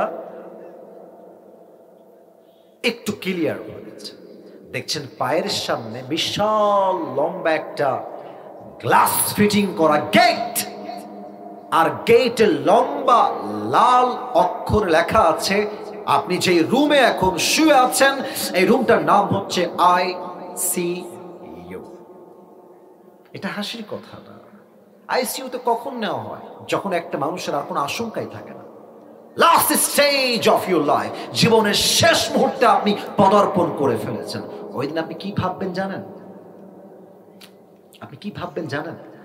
ইস, আমি কেন সুদ খাইলাম, আমি কেন ঘুষ খাইলাম? প্রত্যেকটা তাগড়া যুবক ভাববে, ইস, আমি রাতের বেলা পর্নোগ্রাফি ব্লু ফিল্ম কেন দেখলাম? প্রত্যেকটা যুবক ভাববে, আমি হারাম রিলেশনশিপ কেন করলাম দুনিয়ার বুকে? প্রত্যেকটা যুবতী মেয়ে ভাববে, ইস, দুনিয়াতে আমি পর্দাশীল কেন হতে পারলাম না? আফসোস করবে। হঠাৎ করে দেখবে আইসিইউর যে জানালা আছে, উইন্ডো, জানালা থেকে একজন যুবক আসমান থেকে জমিনে নেমে আসছে। মুরব্বীরা আমাকে বলেন তো, যুবকরা বলেন তো সবাই, যে জমিন থেকে নয় আকাশ থেকে নেমে আসে, সে কি মানুষ হয় না ফেরেশতা হয়? আরে এটা কে রে? কই থেকে আসলো? নাম কি? মাথায় কাজ করবে, এর নাম তো আজরাইল। ওয়াজ কিন্তু এখনো শেষ হয় নাই, মূল পয়েন্ট এখন আসলাম। আজরাইল আসার পরে আমাদের মাঝে দুইটা গ্রুপে মানুষ ভাগাভাগি হয়ে যাবে। এক হচ্ছে নামাজি বান্দা, and number two is the death of people, those who do not perform the salah. এক নামাজি বান্দার মরণ, আর এক হচ্ছে বেনামাজি বান্দার মরণ। আপনারা সবাই মিজানুর রহমান আজহারীর নাম শুনেছেন না? আরে ভাই শুনছেন তো, নাম শুনছেন না আপনারা? আপনাদের যশোরে কিন্তু আমাদের প্রিয় আজহারি হুজুরের জানুয়ারি মাসে প্রোগ্রাম আছে। হ্যাঁ, আপনারা ওটা হয়তো আসলে খুলনার ওই দিকে আকিস ফাউন্ডেশন উদ্যোগে হতো, তো ওটা খুলনার থেকে চেঞ্জ করে যশোরে দেওয়া হয়েছে। দেখবেন যশোরের পুরো মাটিটাই ওই তারিখে ইসলামের ঘাঁটি হয়ে যাবে যুবক ভাইরা আমার। শুধুমাত্র যশোর মনিরামপুর থেকে নয়, কুষ্টিয়ার থেকে, ঝিনাইদহ থেকে, চুয়াডাঙ্গার থেকে, প্রত্যেকটা জেলার থেকে প্রত্যেকটা মানুষ যশোর মুখে যাত্রা করবে সেই দিন, ঠিক কিনা বলে? আমি এটা বলা মূল উদ্দেশ্য না, আমার উদ্দেশ্য আরেকটা। আজহারি সাহেবের আপনারা অনেকে চিনবেন, হয়তোবা যুবকরা বিশেষ করে চিনবেন। আজহারির একজন নানা ছিলেন, তার নাম হচ্ছে গোলাম সারওয়ার সাইদি হুজুর। দেখছেন না আপনারা কেউ কেউ? আরে আমি আসিফ হুজুরের চেহারা কি সুন্দর, ওনার বয়স 50+। ওনার চেহারা দেখলে মনে হয় একটা ছেলেদের নূর, একটা মুক্তা ঝরছে, এত সুন্দর চেহারাটা। উনি প্রায় একটা কথা বলতেন, আজহারির নানা। উনি বলতেন, নামাজ নাই যার, ঈমান নাই তার। নামাজ নাই যার, মুসলমান হিসেবে পরিচয় দেওয়ার কোন যোগ্যতা নাই তাই যুবক ভাইরা আমার, ঠিক কিনা বলো? নামাজি বান্দার সামনে যখন মালাকুল মউত আসবে, মালাকুল মউতের চেহারার রং হবে সাদা ফর্সা, তার দেহের জামা হবে সাদা জুব্বা, আর তার চেহারায় হবে লম্বা লম্বা চাপদাড়ি, and he will be looking like a very attractive, energetic, handsome young man. তার চেহারা এতটা সুদর্শন হবে, তার চেহারা এতটা মুচকি হাসি থাকবে, নামাজি বান্দা তার চেহারা দেখেই খুশিতে আত্মহারা হয়ে যাবে। সুবহানাল্লাহ পড়ো সবাই। নামাজি বান্দার সামনে মালাকুল মউত ডাক দিয়ে বলবে, এই নামাজি বান্দা, কোনো টেনশন নাই, ইয়া আইয়াতুহান নাফসুল মুতমাইন্না উখরুজি ইলা মাগফিরাতিল্লাহি ওয়া রিজওয়ানিহি। এই প্রশান্ত আত্মা, আসো আসো, বের হয়ে আসো। তুমি বের হয়ে আসবা, আল্লাহর জান্নাত তোমার জন্য অপেক্ষায় অপেক্ষমান রয়েছে। সুবহানাল্লাহ না, সুবহানাল্লাহটা আরে দিল থেকে বলুন সবাই, সুবহানাল্লাহ। আচ্ছা, আমার হাতে এটা কি? কথা বলতে ভয় পাবে কেন? এটার নাম কি ভাইরা? আচ্ছা, একবার সবাই, ডানের ভাইরা, সামনের ভাইরা, বামের ভাইরা, লুক অ্যাট দিস টিস্যু। বলেন তো এটা কি গোল না চারকোনা? হ্যাঁ, গোল না চারকোনা? আল্লাহর হাবিব বলেছেন, কাফাম মিন নাকফানিল জান্নাহ ওয়া হানুত মিন হানুতিল জান্নাহ। জান্নাতি বান্দাকে, নামাজি বান্দাকে দুনিয়ার থেকে জান্নাতে নেওয়ার জন্য আল্লাহ তাআলা জান্নাত থেকে একটা লাল রেশমি রুমালের কাপড় জান্নাত থেকে দুনিয়াতে পাঠাই দিবে। সুবহানাল্লাহ। জান্নাতে রাখবে, ইল্লিয়িন তথা আপনার রূহকে নিয়ে সঙ্গে সঙ্গে জান্নাতের ঠিকানায় পৌঁছায় দিবে। আল্লাহু আকবার। এবার আসেন, বেনামাজি বান্দার মরণ কত ভয়ঙ্কর হবে। আজকের মাহফিলে অনেকে এসেছেন, আপনারা রাগ করবেন না। অনেকে আজকে এশারের নামাজটাও পড়ে নাই, ফজরটাও পড়বে না, লিখে রাখেন আপনি। এশাও পড়ে নাই, বাসায় গিয়ে ঘুমায় যাবে, ফজরটাও পড়বে না। এত লাইট, এত ক্যামেরা দিয়ে কি লাভ যে তাফসীর মাহফিল থেকে মানুষ নামাজি না হতে পারে, ঠিক কিনা বলে? নামাজি বান্দার সামনে মালাকুল মউত আসবে, আমাকে দেখা কেউ মিস করবে না। আমার দিকে তাকান, হাদিসগুলো প্র্যাকটিক্যাল ভাষায় বলা ট্রাই করছি। মালাকুল মউত যখন জমিনে নামবে, দেহের রং হবে নীল, ব্লু কালার, নীলাভ বর্ণের চেহারা। তার জামা হবে কালো কুচ্ছিত ব্ল্যাক কালার। তার এক পা থাকবে জমিনে, হেড তথা মাথা থাকবে আকাশ বরাবর, বিশাল লম্বা, বিশাল। বেনামাজি মুরব্বী যখন মালাকুল মউতের কুচ্ছিত চেহারা দেখবে, যুবক মুরব্বী দেহটা থর থর থর থর থর থর করে কাঁপবে, কাঁপবে। মালাকুল মউত ধমক দিয়ে বলবে, ইয়া আইয়াতুহান নাফসুল খাবিসা উখরুজি ইলা গাযাবিল্লাহ। বেনামাজি বান্দা, বের হয়ে আয়, আল্লাহর গজবের দিকে, জাহান্নামের দিকে বের হয়ে আয়। বের হবে না। ডান দিকে দৌড় দিবে, বাম দিকে দৌড় দিবে, আর একবার রুহুটা বের হয়ে পেছনের দিকে পালাতে চাইবে। Look at my left hand, বাম হাত দেখেন। বেনামাজি বান্দার দিকে মালাকুল মউত তার বাম হাতটা দিয়ে এমন জোরে একটা থাবা দিবে, তার বুকের ভেতরে হাতটা এমনি ঢুকায় দিবে। রুহুটাকে যখন তার বুক থেকে টেনে হিচড়ে বের করবে, হাদিসে আসছে একটা জীবিত ছাগলকে যাবেহ না করে তার চামড়া কেউ যদি টেনে হিচড়ে চাকু দিয়ে ছিঁড়ে ফেলে, ওই ছাগলটার যে পরিমাণ কষ্ট হয় তার চাইতে 70 গুণ বেশি কষ্ট দিয়ে বেনামাজি বান্দার রুহটাকে কবজ করা হবে। সকলেই দিল থেকে বলেন নাউজুবিল্লাহ। পারবেন এই কষ্ট সহ্য করতে? বলেন না, কে আছে পারবে? যদি আপনাকে একটা বেতের আঘাত করে, তাই তো আপনি সহ্য করতে পারেন না। শীতকালে যখন কেউ পড়ে যায়, একটু আঘাত লাগলে পুরো দেহটা থরথর থরথর করে কাঁপে। বেনামাজি বান্দা 70 গুণ বেশি কষ্টে তার রুহটা কবজ করা হবে। Could you imagine the pain? আপনি ভাবেন না তার ব্যথা কত বেশি হবে। রুহটা কবজ হয়ে যাবে, লাশটা পড়ে যাবে, ব্যাস কবরের জীবন শুরু। এবার একটা প্রশ্ন করব সবাইকে, তবে উত্তর সবাই ভুল দিবে। প্রায় মানুষ বলতে 90% মানুষই ভুল দিবে। বলেন তো কবরের প্রশ্ন মোট কয়টা হবে? 4টা। একজন সঠিক, বাদ বাকি সবাই 3টা বলেছেন। হয়তো বলবেন হুজুর সারা জীবন শুনলাম 3টা, আপনি কোন 4টা? আপনি আইসেন কোয়ান্তে? ভাই আছে 4টা প্রশ্ন আছে। আমি প্রশ্ন করছি, সবাই দাঁড়িয়ে থাকা ভাইয়ারা দাঁড়াই থাকেন, নো প্রবলেম, তবে উত্তরটা দিয়ে আমাকে। আমি প্রশ্ন করছি, বলেন আমাদের রব কে? এত আস্তে, আবারও শাহাদত আঙ্গুলি উত্তোলন করে বলবেন আমাদের সকলের মুসলমানদের রব কে? আল্লাহ আমার রব। বলেন না, আল্লাহ আমার রব। দমে দমে তনুমো তোমার দুনিয়াতে আমি যেদিকে তাকাই, অথই নেয়ামতে ডুবে আছি সবাই। পাখপাখালির কণ্ঠে শুনি তাসবিহ কল রব, তাসবিহ কল রব। আল্লাহ আমার রব, এই রবই আমার সব। রবকে 1 নাম্বার। 2 নাম্বার, ওয়ামান নাবিয়ুকা তারিফু হাদার রাজুল, do you know who is this person? ও একটা কথা বলতে হবে, সরি বলতে ভুলে গেছি। এই কথা না বললে ওয়াজটা সম্পূর্ণই হবে না। মাস্ট, ইম্পর্টেন্ট, বলতে গেলে ফরজ আইন এটা বলা। আচ্ছা, যশোরে সবচেয়ে বড় কলেজের নাম কি? আচ্ছা, মনে করেন যে কালকে আমার সকালে এক্সাম আছে, পরীক্ষা আছে। আমি জাস্ট বোঝাচ্ছি, ইটস নট লাইক যেটা বাস্তব, জাস্ট বোঝাবার সাথে আমি বই বের করছি। বইয়ে লেখা আছে ঢাকা। আমাদের বাংলাদেশের রাজধানীর নাম কি? উত্তর লেখা আছে ঢাকা। আমাদের বাংলাদেশের সবচেয়ে বড় সমুদ্র সৈকত কোথায়? লেখা আছে কক্সবাজার। আমাদের বাংলাদেশের সবচেয়ে সুন্দর যেখান থেকে পরিবেশটা এনজয় করা যায় নাম কি? লেখা আছে সাজেক।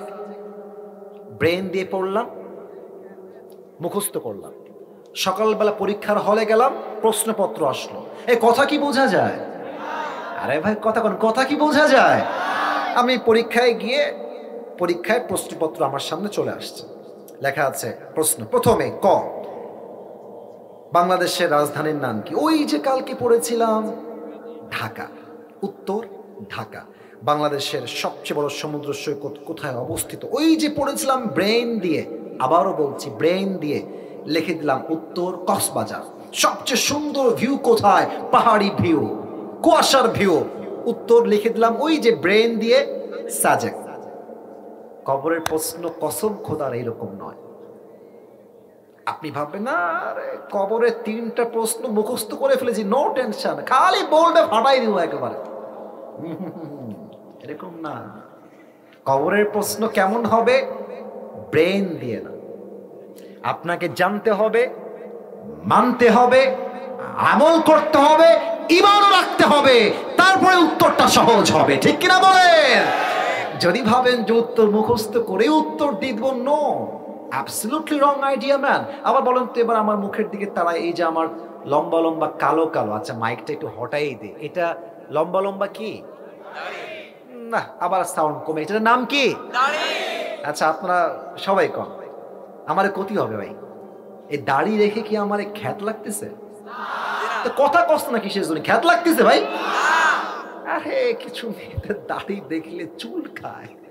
কিছু মেয়ে আছে দাড়ি দেখলে পছন্দ না, এরা দেখবা যে দাড়ি পছন্দ না, টিকটকারকে এরা পছন্দ করে। যুবক ভাড়া বাসও খায়, সেই লেভেলের বাস খায়।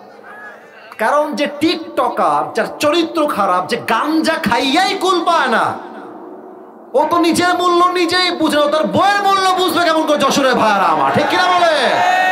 এবার বলেন, যেই মেয়েরা দাড়ি রেখে পছন্দ করতে চায় না, তুমি কি বলবা? তোমার চিন্তা কি হওয়া উচিত? একটু মেসেজটা দিয়ে দেই।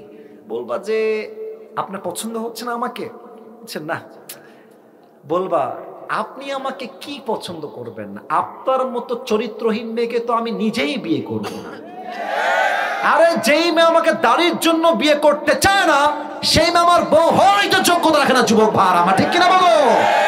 হ্যাঁ, এবার বলেন তো সবাই, আবার নবীর মুখে লম্বা লম্বা চাপ দাড়ি ছিল কি ছিল না? জোরে বলেন, ছিল কি ছিল না? আমার নবীর মতো সুন্দর আল্লাহর এই জমিনে দ্বিতীয় আর কেউ কি হতে পারে? যাদের চেয়ে সুন্দর তুমি, নবী আমার কামলিওয়ালা, দো জাহানের বাদশা তুমি, প্যারা নবী সাল্লে আলা, দো জাহানের বাদশা তুমি, প্যারা নবী সাল্লে আলা, যাদের চেয়ে সুন্দর তুমি, নবী আমার কামলিওয়ালা। সুবহানাল্লাহ পড়বেন না তো সবাই? 2 নাম্বার প্রশ্ন শেষ। 3 নাম্বার, ওয়ামা দীনুক, আমাদের ধর্মের নাম কি? বলেন, বুক ফুলায়। আরে মিয়া, গর্ব নিয়ে কর, আমাদের ধর্মের নাম কি? ইসলাম আমাদের ধর্ম, বিধায় তো আমরা মারামারি করতে চাই না। ভারত ভাবতেছে যে ডক্টর ইউনূস সাহেব একটু লেদা বেদা মানুষ, নম্রভদ্র মানুষ, ব্যাংকের এফডি মানুষ, আরে বাংলাদেশকে শেষ করে ফেলবো। আর ওই যে হকার সাংবাদিক একটা আছে, বাংলাদেশ থাকবে না। বেটাতি বাংলাদেশে আয় না, এই দেশের 1 ইঞ্চি মাটি আমার কলিজার তাজা বুকের রক্ত দিয়ে স্বাধীন করা মাটি। যুবক বাড়া, চট্টগ্রাম নিবা তোমরা, আসো না। এমন একটা যুদ্ধ হবে, এর নাম হচ্ছে গজওয়ায়ে হিন্দ। হিন্দুস্তানের সঙ্গে যুদ্ধ হবে, তবে সেই যুদ্ধে কাফেরদের বিজয় হবে না, মুসলমানরা বিজয় অর্জন করে আনবে। যুবক ভাড়া আমার, ঠিক কিনা বলো?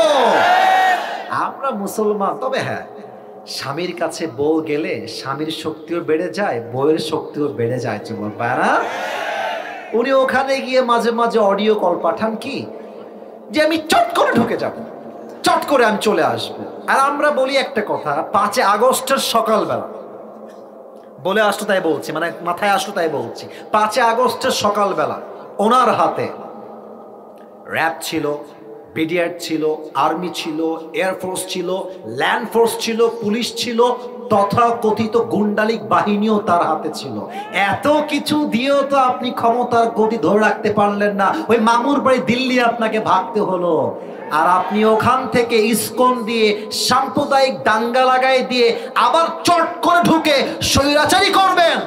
আর যশোরের মানুষকে আমরা বসে বসে আঙ্গুল চুষবো নাকি? যুবক ভাইরা আমার, স্পষ্ট পয়গাম যশোরের ভাইরা আমার, আগামীতে নির্বাচন হবে, তবে কোন স্বৈরাচার দেশের ক্ষমতার মসনদে বসতে পারবে না। যুবক ভাইরা, আগামীতে কারা বসবে?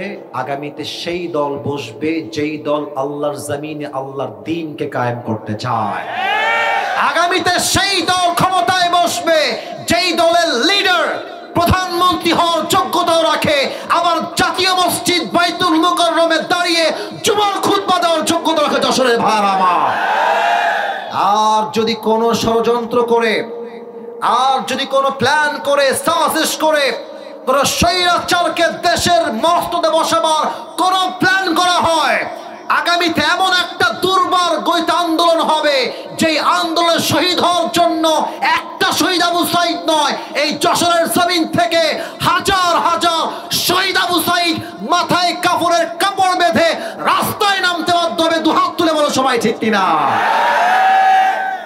আল্লাহ তাআলা এই ঈমান সবাইকে দান করুন। সবাই বলেন আমিন। কথাটা বলতে একটু গরম হয়ে গেছে ঈমানের জোরের কারণে। আসলে বলেন তো সবাই, আমাদের ধর্মের নাম কি? আবার জোর কমে গেল যে, বলেন সবাই, নাম কি? ইসলাম। এটা হচ্ছে 3টা উত্তর শেষ। শেষ প্রশ্ন, আরে এত উত্তর জানে কেমনে? How do you know? What is the source of your knowledge? তোমার জ্ঞানের উৎস কোথায়? দেখালাম তাও কইতে পারলে না। বলেন সবাই কি নাম? আল্লাহ বলবে, ওই ফেরেশতা খবরদার, আর না, আর প্রশ্ন হবে না, স্টপ, থামো। এই মুহূর্তে আমার বান্দার কবরের সঙ্গে তোমরা এই মুহূর্তে জান্নাতের দরজা খুলে দাও। আমার বান্দার কবরকে তোমরা এখনই 70 গজ লম্বা করে দাও। সুবহানাল্লাহ পড়বেন না আপনারা? কবরের জীবন শুরু, এটা হচ্ছে পরকালের জীবনের প্রথম ধাপ। আমি ওয়াজ শুরু করেছি 10:35 থেকে, এখন বাজে 11:45। আপনারা কি চান আরো 15 মিনিট ওয়াজ হবে? সবাই দুই হাত তোলেন, সবাই দুই হাত তোলেন। না তাকবীর না, তাকবীর না, তাকবীর না, সবাই একটা কাশি দেন। হাত উপরে রাখেন, হাত উপরে রাখেন। আমি একটা ওয়াদা করাবো, যশোরের ভাইয়েরা, আমি খুলনার ছেলে, আমি আপনাদেরই ছেলে, আপনারা আমাকে একটা ওয়াদা দেন। বলেন সবাই, যুবক মুরব্বী সবাই বলেন, সবাই বাঘের মতো বলেন সবাই, হুজুর। এটা বাঘের সাউন্ড হইল? বলেন সবাই, হুজুর। আমরা যশোরের সন্তান, আপনাকে ওয়াদা দিলাম, আমরা কেউ দোয়া না করে উঠে যাব না। এই হাত দেখতে চাই। I would like to see your 2 hands. আমি দুইটা হাত দেখতে চাই। উঠে যাব না। এবার দিল থেকে সবাই বলেন ইনশাআল্লাহ। আগামী 15 মিনিটে কেউ যদি উঠে যায়, আমার কথা নয়, আল্লাহর হাবিবের কথা, লা ঈমান আলাহ লিমান লা আমান আলাহ। যার কথা ঠিক নাই তার ঈমানের ঠিক নাই, ঠিক কিনা বলেন? আর এখন যেটা বলবো, it is very important for all the young people, বিশেষ করে যারা এই টুপিটা পুরস্কার পেতে চাও, এই ওয়াজটা মনোযোগ দিয়ে শুনবা। আমার হাত দেখেন। পরকালের জীবনটাকে আল্লাহ তাআলা মোট 3টা ভাগ করেছেন। বলেন সবাই, কয়টা? আওয়াজ ভালো হচ্ছে, বলেন সবাই, কয়টা? ঠান্ডা মাথায় শুনুন। 1, if you believe in life of hereafter, then you must have to believe in on the day of resurrection. যদি আপনি পরকালে বিশ্বাস রাখেন, আপনাকে নিশ্চিত বিশ্বাস রাখতে হবে আমি যে মারা গেলাম, life is not over, life is not in. জীবন আমার শেষ হয় নাই। কবরে যাওয়ার পরে আবার আমাকে পুনরুত্থান দিবসে জীবিত করবে একজন। বলেন সবাই, তিনি কে? আল্লাহ। এ বিশ্বাস আছে সবার? মরে গেলে যে আল্লাহ আবার জীবিত করতে পারে, বিশ্বাস আছে সবার? পুনরুত্থান দিবস বিশ্বাস 1 নাম্বার। 2, ভালো করে বুঝবেন, if you believe in life of hereafter, then you must have to believe in on the day of accountability. যে বান্দা পরকালে বিশ্বাস করে, হিসাব দিবসে সে বিশ্বাস করবে। আপনাদের টিনের বাসা কার কার আছে? টিনের বাসা, টিনের বাসা, হাত নামা। আচ্ছা, আপনাদের যুবকদের হয়তো মনে আছে যে আমি একবার বলেছিলাম যে মধ্যবিত্ত পরিবারের সন্তান মানেই হচ্ছে একটা ব্র্যান্ড। কেন বলেছিলাম? যে আমাদেরকে সাইকেল দিবেন তাও চলবে, বাইক দিবেন তাও চলবে, কার দিবেন তাও চলবে, কিছুই দিবেন না, হাঁটতে বলবেন ওটাতেও আমাদের চলবে। যুবক ভাইরা, ঠিক কিনা বলেন? আপনি ডাল দিবেন তাও চলবে, আপনি ভর্তা দিবেন তাও চলবে, আপনি ভাজি দিবেন তাও চলবে, গোস্ত দিবেন তাও চলবে, কিছু না দিবেন পান্তা ভাত আমাদের চলবে। আমরা মধ্যবিত্ত পরিবারের সন্তান, আমরা বড়লোক ঘরের বসে থাকা ব্রয়লার মুরগি নয়। আমরা যেমন সুখ পছন্দ করি, খারাপ সময় আসলে আমরা কঠোর পরিশ্রম করতে পারি আমরা যুবক ভাইরা, ঠিক কিনা বলো? তো দেখবেন টিনের যাদের বাসা আছে, খুব খেয়াল করবেন, টিনের বাসা, ওই দেখবেন টিনের বাসায় ছোট্ট ছোট্ট কিছু ফুটা থাকে, ফুটা। তো যখন সকাল হয়ে যায়, রোদ যখন ওঠে, রোদ দেখবেন যে ফুটা দিয়ে আলো বের হয় ওই ফুটা থেকে। তো দেখবেন ওই আলোর ভেতরে কিছু ধুলা দেখা যায়, ধুলা, ছোট্ট ছোট্ট ছোট্ট ছোট্ট। ধরবো আজকে, ধরলেন, ও মা এদিক কিছু নাই ভাই, এনে কোয়ানে গেল ধুলা, দেখবেন নাই, ধরবেন মনে হবে ধরে ফেললেন, নাই। এটাই হচ্ছে ফামান ইয়ামাল মিসকালা যাররাতিন খায়রান ইয়ারা ওয়া মান ইয়ামাল মিসকালা যাররাতিন শাররান ইয়ারা। If anyone has done an atom size of good, he will see it. If anyone has done an atom size of bad, he will see it. Zarra, zarra, শস্যের দানা পরিমাণ গুনাহ যদি কেউ করে, এটাও ওজন নামায়, আমল নামায় ওজন দেওয়া হবে। জাররা জাররা পরিমাণ ভালো আমল যদি কেউ করে, এটাও আমল নামায় ওজন দিবে। এক সপ্তাহ আওয়াজ দিয়ে বলেন সবাই, তিনি কে? এবার মনিরামপুরের ভাইরা আমাকে জবান খুলে বলবেন, জান্নাতে যাওয়ার জন্য আমল নামা 100তে কত হলে জান্নাত পাবে? কে বলেছে ফার্স্টে 51? তুমি? আচ্ছা, 51। এবার আমার দুই হাত দেখেন, আমি বলছি আপনারা বলবেন, এটা হচ্ছে আমার ডান আমল। এটা কি আমল? এদিকে কথা কয়, এদিকে কথা কয়, এটা আমার কি আমল? এটা আমার, এটা আমার। আল্লাহ বলবেন, এই উঠাও, ওজন দাও। উঠানো হবে। দেখবে যে একজন বান্দা একটু, হাত দেখেন, একটু ডানটা উঠে গেছে। আল্লাহ বলবে ফাহুয়া ফি আইশাতির রাদিয়া, ভারী হয়ে গেছে না, জান্নাত দিয়ে দাও। সুবহানাল্লাহ। আপনি বুঝলেন তো? এদিকে আবার তাকান, বরাবর হয়ে আছে, একটু জাররা 1%, আল্লাহ বলবে জান্নাত জান্নাত। সুবহানাল্লাহ পড়েন সবাই। আচ্ছা, আরেকজন বান্দা দাঁড়াবে, আল্লাহ বলবে আমল নামা ওজন দাও। ওজন দেওয়া হবে। দেখবি ও মা, এটাও সমান, এটাও সমান, এটাও 50, এটাও 50। এবার বলেন তো সবাই, জান্নাতে যাওয়ার জন্য দুইটাই 50-50, তার 50-50। যদি সে জান্নাতে যেতে চায়, তার আমল লাগে আর কয়টা? বলেন সবাই, কয়টা? বাপে আরে কোনো টেনশন না, আমার বাপ তো এখানেই আছে। এটা আসলে মোটেও হাসির কথা না। আব্বা একটা জান্নাতি হয়ে যাব, একটা আমল দাও। আব্বা বলবে যে কে আব্বা? কিসের ছেলে? বের, হাসি না, বের হয়ে যাও। কিসের বাবা? আমার তো বই ছিল না দুনিয়াতে, বিয়ে হয় নাই, আমার ছেলে আসবে কই থেকে? ও খরচ, গেট আউট ফ্রম হিয়ার, বের হয়ে যাও। যুবক বলবে আব্বা আমি তোমার ছেলে, আমাকে চিনতে পারছো না? কিসের ছেলে? বের হয়ে যাও। ও খরচ, গেট আউট ফ্রম হিয়ার, বের হয়ে যাও। যুবক বলবে বাপ চিনলো না, মা আমাকে অবশ্যই চিনবে। মা একটা জান্নাত লাগবে, একটা আমল দিলেই তোমার ছেলে জান্নাতি। মা বলবে কিসের মা, কিসের ছেলে? বের হয়ে যাও। আমার তো স্বামী ছিল না, সন্তান আসবে কই থেকে? আমি আসিফের কথা নয়। ইয়াউমা ইয়াফিরুল মারউ মিন আখিহি ওয়া উম্মিহি ওয়া আবিহি, ভাই তার ভাইকে চিনবে না, সন্তান তার মাকে চিনবে না, মা তার সন্তানকে চিনবে না, বাপ তার সন্তানকে চিনবে না। ওই যুবকটা সবার থেকে খালি হাতে ফেরত এসে হতাশ, একটা আমল পাবো না, জাহান্নামী হয়ে যাব আজকে। হঠাৎ একজন যুবক আসবে, বলবে এই ভাই তোমার কি হয়েছে, কি দরকার, হতাশ কেন তুমি? বলবে ভাই কি বলবো, আপনাকে বলে কোনো লাভ নেই, আপনি চলে যান ভাই, আপনি আমার কোনো উপকার করতে পারবেন না, যান যান চলে যান। আরে ভাই বলেন না কি লাগবে, হেল্প তো করতেও পারি আপনাকে আজকে। বলছে প্রিয় ভাই জান্নাতে যাওয়ার জন্য একটা আমল লাগবে, কেউ আমাকে দেয় নাই। ওই যুবক বলে ভাই কেউ দেয়নি তো কি হয়েছে, আপনার ভাই আজকে আপনাকে একটা আমল নামা দান করে দিবে। সুবহানাল্লাহ পড়বেন না আপনারা? এই হাদিসটা প্রথমে আমি পড়ি নাই, প্রথমে আমি শুনেছিলাম পাকিস্তানের বিখ্যাত আলেম, ফেমাস স্কলার, তার নাম হচ্ছে মাওলানা তারিক জামিল। নাম শুনছেন না আপনারা সবাই? উনি বললেন যে এই ভাইটা, তার ভাষা তো উর্দু, উনি ওনার ভাষায় বলছিলেন যে ये कहेगा कि भाई तुम मुझे एक अमल दे सकते हो, तुम्हारे पास एक अमल है? तो वो भाई कहेगा जरूर, क्यों नहीं, मैं तुम्हें एक अमल आज अल्लाह के लिए दे दूंगा। तो वो अमल ले लेगा पहले और साथ ही साथ रब के पास दौड़ के जाएगा, अल्लाह मुझे एक अमल मिल गया है, तू मुझे अभी की अभी जन्नत दे दे। तो अल्लाह कहेगा अरे तेरी माँ ने तुझे एक अमल नहीं दिया, बाप ने नहीं दिया, भाई ने नहीं दिया, औलाद ने नहीं दिया, तुझे एक अमल किसने दिया?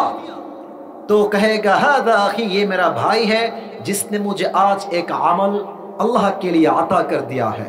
तो अल्लाह पूछेगा अरे तेरा दिमाग तो ठीक है, बाप ने एक अमल नहीं दिया, भाई ने नहीं दिया, माँ ने नहीं दिया, औलाद ने नहीं दिया, किसी ने भी नहीं दिया, तू कौन होता है एक अमल देने वाला?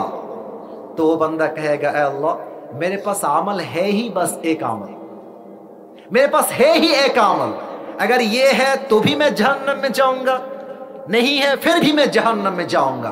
तो मैंने सोचा कि अगर मेरी एक अमल के जरिए से मेरी और कोई भाई जन्नत में चला जाए तो उसमें मेरी क्या बुरी बात है। तो मैंने एक अमल मेहरबानी करके उसको सदका कर दिया। अल्लाह कहेगा अरे तो मुझसे भी बड़ा मेहरबान बनना चाहता है। अनर रहमान अनर रहीम, मुझसे बड़ा शफकत वाला, मुझसे बड़ा मेहरबान और कोई नहीं हो सकता। तुझे जो एक अमल मिल गया है 51 हो गया है, तू जन्नत में चले जा, लेकिन अकेले जन्नत में मत जाना, तू भी जन्नत में जा और जिसने तुझे एक अमल दे दिया है तू भी जा, उसे भी साथ लेकर दोनों जन्नत में चले जा। আল্লাহ বলবে কি রে তুই একটা আমল কেন দিলি? বলবে আল্লাহ আমার কাছে আছেই মাত্র একটা, ও থাকলেও আমি জাহান্নামী, না থাকলেও জাহান্নামী। তা আমি ভাবলাম যে যদি আমার ভাই আমার একটা আমল নিয়ে জান্নাতে যায়, আমার দোষ কোথায়? আমি আল্লাহ দান করে দিয়েছি তোমার দিকে তাকায়। আল্লাহ বলবে আরে তুমি কি আমার চাইতে বেশি দয়াময় হতে চাও? তুমি কি আমার চাইতে বেশি মায়াময়? না না, আমি হলাম the most merciful, the most gracious, the most kindful Lord। আমার মতো দয়াময় মায়াময় আর কেউ নয়। তুমি যে একটা আমল পেয়ে গিয়েছো তুমিও জান্নাতে যাও, তুমি একা যেও না। যে তোমাকে একটা আমল দান করেছে তাকে নিয়ে দুইজন একসঙ্গে জান্নাতে প্রবেশ করো। সুবহানাল্লাহ।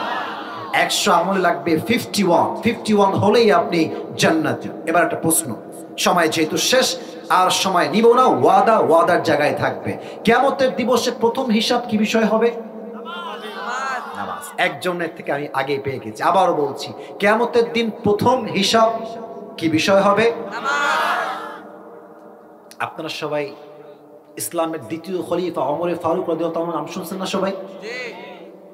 শেষ হাদিস বলছি, শেষ হাদিস, শেষ ভালো যা সব ভালো। ওমর ফারুকের কাছে একজন যুবক আসছে, তার নাম হচ্ছে আবু লুলু আল মাজুসি। এসে বলছে ওমর আমার একটা অভিযোগ আছে। কি অভিযোগ?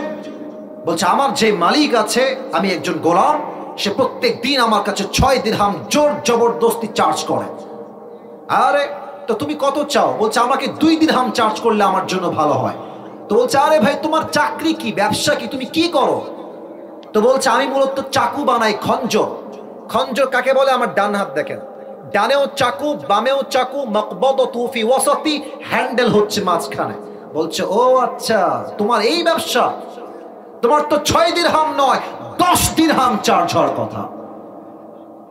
এই কথা শুনে কাফের বলছে ও আচ্ছা ওমর, সবাই যেহেতু মুসলমান তাই তুমি সবার বেলায় নরম, আর আমি যেহেতু কাফের তাই তুমি আমার বেলায় হয়েছে গরম, তাই না ওমর?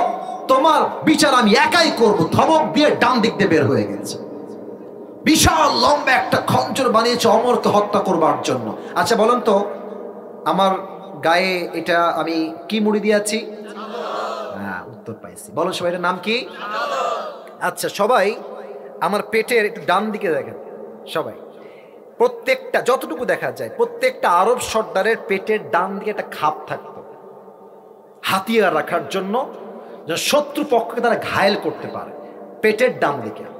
তো আবু লুলু আল মাজুসি বিশাল লম্বা একটা খঞ্জর নিয়ে পেটের ডান দিকে রেখেছে। এবার দেখেন আমার চাদর কেমনে সে নিজেকে আত্মগোপন করেছে। চাদরের পেছন দিক থেকে নিয়ে এই পর্যন্ত মেয়েদের নেকাবের মতো দিয়েছে, এমনি দিয়েছে। আমি হাদিসটা প্র্যাকটিক্যালি বলছি। আর এই ডানের এই চাদরটাকে পুরোটা এমনি দিয়ে ঘুরাই দিয়ে পুরো মুখ ঢেকে ফেলেছে। No one can see his face except his eyes। চোখ ছাড়া কিছুই দেখা যায় না, পুরো মুখটাই কভার্ড। ফজর আজান দিয়েছে, ওমর ফারুক আসছে ইমাম হয়ে। সফু সুফু ফাকুম, কাতার সোজা করো, কাঁধে কাঁধ মিলিয়ে দাঁড়াও। আল্লাহু আকবার। سبحانك اللهم وبحمدك وتبارك اسمك وتعالى جدك ولا إله غيرك الحمد لله رب العالمين الرحمن الرحيم مالك يوم الدين। নামাজ শুরু হয়ে গেছে। সূরা ফাতিহা পড়েছেন, কিরাত পড়েছেন, আল্লাহু আকবার, রুকুতে গিয়েছে।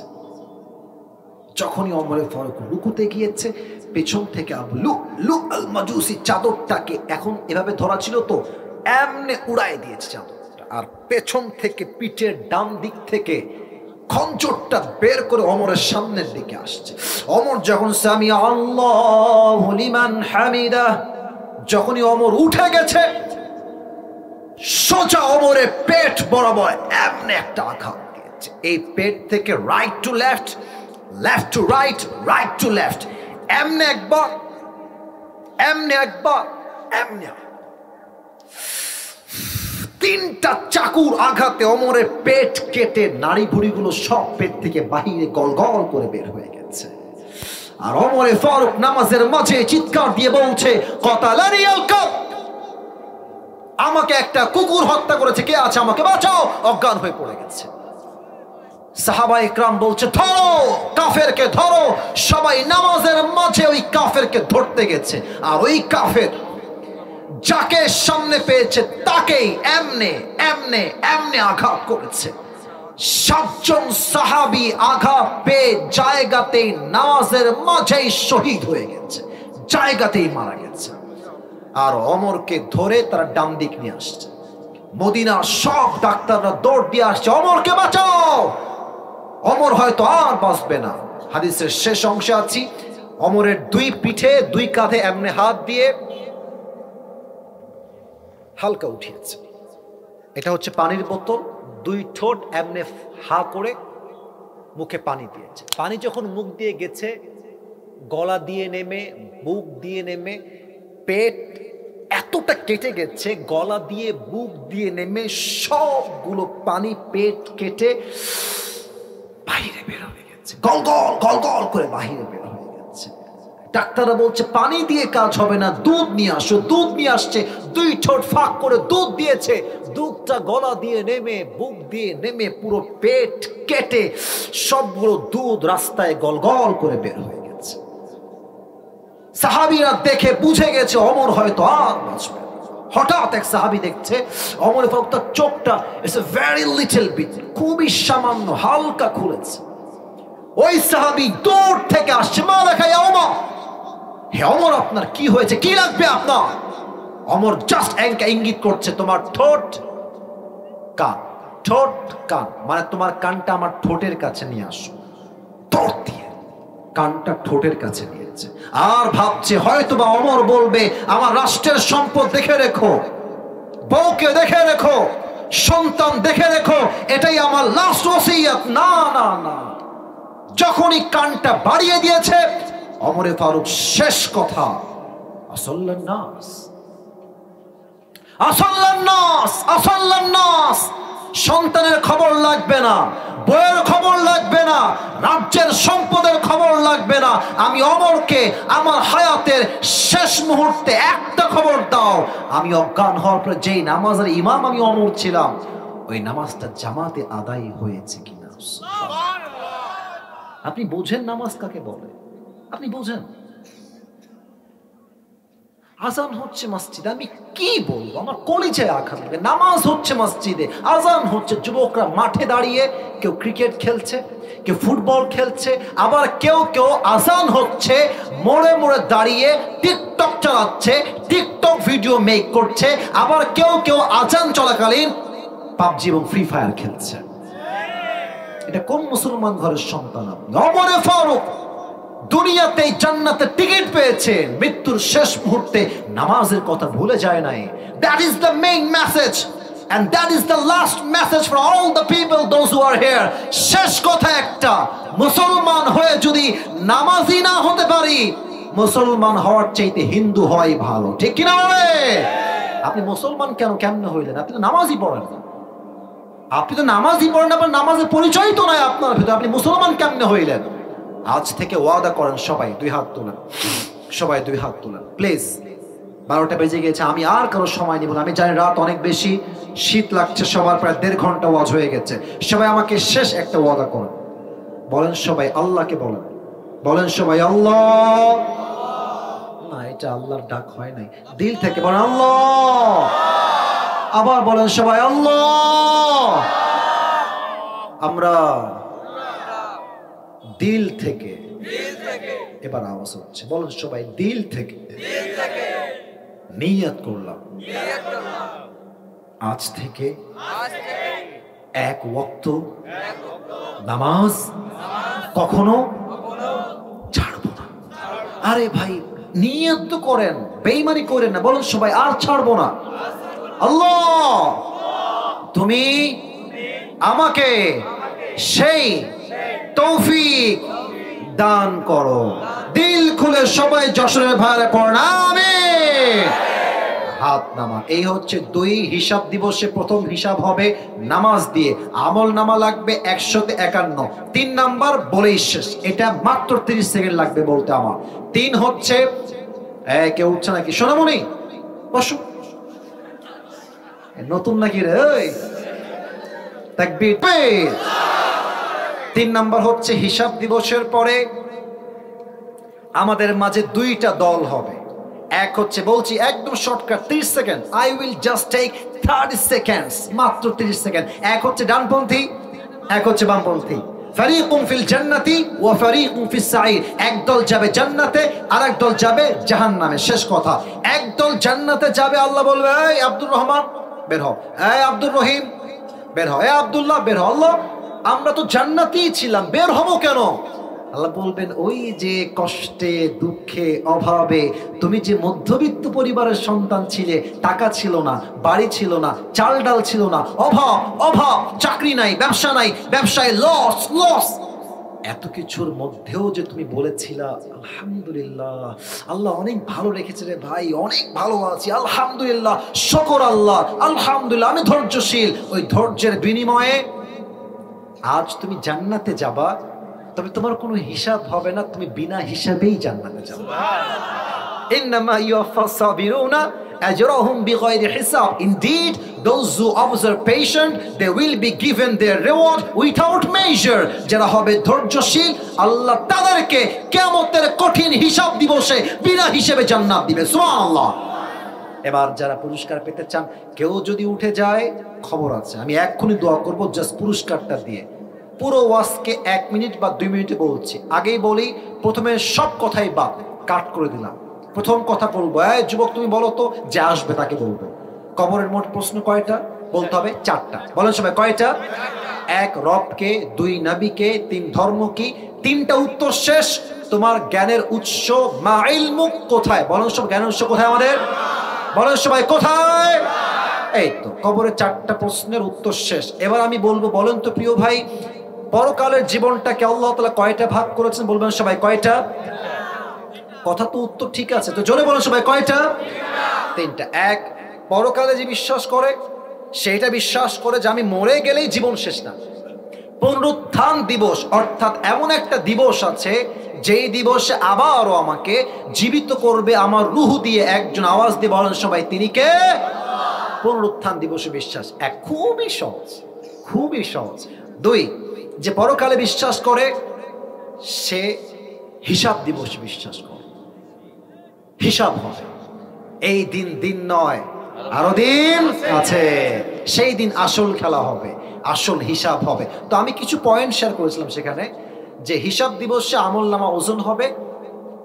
100 আমলে কত আমল পেলে জান্নাত পাবেন? বলেন সবাই 51। আচ্ছা বলেন তো, কিয়ামতের দিবসে প্রথম হিসাব বান্দার কি বিষয় হবে? নামাজ। বলেন সবাই কি বিষয়ে? আচ্ছা, ওমরে ফারুক তার জীবনের শেষ মুহূর্তে বলেছিলেন, তোমরা আমার বউকে বাচ্চাকে দেখে রেখো। ইয়েস নাকি নো? তোমরা আমার সম্পত্তি সব দেখে রেখো। ইয়েস নাকি নো? শেষ কথা, আসল্লান নাস, আগে বলো নামাজটা আদায় হয়েছে কিনা। আল্লাহু আকবার। আচ্ছা, হিসাব দিবস শেষ। 3 নাম্বার, ভেরি ইজি। হিসাব শেষ, 2টা গ্রুপ হয়ে যাবে, ডানপন্থী বামপন্থী। ডানপন্থী কারা? দ্য পিপল অফ প্যারাডাইস, জান্নাতি যারা। বামপন্থী কারা? The people of hell fire, জাহান্নামী হচ্ছে তারা, বামপন্থীরা। এবার একটাই কথা, শেষ কথা আমি বলবো, ভাই বলেন তো ভাই, জান্নাতীর কাতারে কিছু লোক জান্নাতে যাবে, তবে বিনা হিসাবে যাবে। কি গুণের জন্য? আপনি বলবেন হুজুর ধৈর্যশীল। ধৈর্যশীল, এটাই বলেন সবাই। কিশীল? ধৈর্যশীল যে হবে তাকে কিয়ামতের দিন বিনা হিসেবে জান্নাত দিবে। একজন আওয়াজ দিয়ে বলেন সবাই, তিনি কে? কবরের 4টা প্রশ্ন আর পরকাল জীবনের এই 3টা ধাপ, তিনটা অংশ। আমি প্রশ্ন করলে উত্তর করতে কে পারবে? হাত নয়, দাঁড়িয়ে যাও, দাঁড়িয়ে যাও। 1 2 3, আচ্ছা দেখছি সবাই 1 2 3 4 5 6, এখানে অনেকে দাঁড়িয়েছে। তবে আমি আমার ভাইকে রেফার করবো, আপনি আসেন, আপনি আসেন ভাই, আমার অনেকক্ষণ থেকে ওই সুযোগ নিয়ে দাঁড়িয়ে আছে, বসেন। যদি সে না পারে আমি অন্য কাউকে, এই ভাই ওই পাশ দিন, আপনি স্টেজে উঠে আসবেন। ওদিকে উঠা যাবে? ওঠা যাবে? তা আসো, উঠে আসেন ভাই আমার, কারণ সে অনেক আগের থেকে দাঁড়িয়ে আছে। সবাই একটা কাশি দেন দেখি, তাকবীর দেন সবাই, লিল্লাহি তাকবীর। হ্যান্ড মাইকটা আপনি নেন, হ্যান্ড মাইকটা নেন। এই অপারেটর ভাই, turn on the mike right now. Off আছে মনে হয়, অন করে দেন প্রিয় ভাই, অন করে দেন। অন হলো সালাম দেন সবাইকে, অন হয়েছে? ও এইটা এইটা, আচ্ছা আমি নিয়ম বলে দিচ্ছি। আমার প্রিয় ভাইকে আমরা 3 বার সুযোগ দিব উত্তর দেওয়ার। যদি সে 3 বারে পারে তো পারলো, আর যদি না পারে অন্য কেউ সুযোগ পাবে। 1 নাম্বার, তুমি এ পাশে আসো ভাই, এ পাশে আসো, আমার পাশে আসো এখানে। আর যদি আমার প্রিয় ভাই উত্তর দিয়ে দেয়, আপনারা সবাই এক বাক্যে বলবেন মারহাবা। এটা কেন বলবেন? এটা তো অনেক মিডিয়ারা রেকর্ড করছে, কালকে আপলোড যাবে। যশোরে অমুক যুবক আসিফ হুজুরের কাছে পুরস্কার পেল, তাই না? তো মানুষ তো দেখবে যশোরের মাটিতে মাহফিল। আপনাদের সাউন্ড এত জোরে হবে যেন প্রত্যেকটা জেলার মানুষ বলতে বাধ্য হয়, যশোরের সন্তান কাপুরুষের সন্তান নয়, সব বীর পুরুষের সন্তানগুলো আমার সামনে বসেছিল। ঠিক কিনা বলে ভাই? সবাইকে সালাম দেন। আসসালামু আলাইকুম ওয়া রাহমাতুল্লাহ। ওয়ালাইকুম আসসালাম ওয়া রাহমাতুল্লাহি ওয়া বারাকাতুহু। মাশাআল্লাহ। সালামের উত্তরটা একটু আপনারা আস্তে দিয়েছেন, তো চাঙ্গা করার জন্য আবার দিবেন, আবার সালাম দেন। আসসালামু আলাইকুম ওয়া রাহমাতুল্লাহ। ওয়ালাইকুম আসসালাম ওয়া রাহমাতুল্লাহি ওয়া বারাকাতুহু। মারহাবা বলার জন্য সবাই রেডি আছেন তো ইনশাআল্লাহ? প্রিয় ভাই আপনি বলেন, কবরের মোট 4টা প্রশ্ন কি কি? সবাইকে বলে দেন। প্রথম প্রশ্ন, তোমার রব কে? দ্বিতীয় প্রশ্ন, তোমার নবী কে? দ্বিতীয় প্রশ্ন, তোমার দিন কি? আর তৃতীয় প্রশ্ন, তোমার নবী কে? আর চতুর্থ প্রশ্ন হবে, এই যে উৎসগুলো কোথা থেকে পেলে তুমি? আমরা কি উত্তর দিব? প্রথম প্রশ্নের উত্তর হবে আমার রব আল্লাহ, দ্বিতীয় প্রশ্নের উত্তর হবে আমার দিন ইসলাম, তৃতীয় প্রশ্নের উত্তর হবে আমার নবী হযরত মুহাম্মদ মুস্তাফা সাল্লাল্লাহু আলাইহি সাল্লাম, চতুর্থ প্রশ্নের উত্তর হবে আল কোরআন। আরে বলেন সবাই মারহাবা। এবার আপনি বলেন, এই যে পরকালের জীবনটা আমরা মোট 3টি ভাগ করেছিলাম। প্রথম, বিশ্বাস, পরকালে রাখলে কি বিষয়ে বিশ্বাস রাখবে? পুনরুত্থান। পুনরুত্থানের মানে কি? পুনরায় জীবিত। মারহাবা বলেন, আবার বলেন সবাই মারহাবা। আচ্ছা, জীবিত হওয়াকে বিশ্বাস করতে হবে যে এই দুনিয়ার জীবনটাই আসল নয়, আমাকে আবার জীবিত করা হবে কি হবে না? হবে।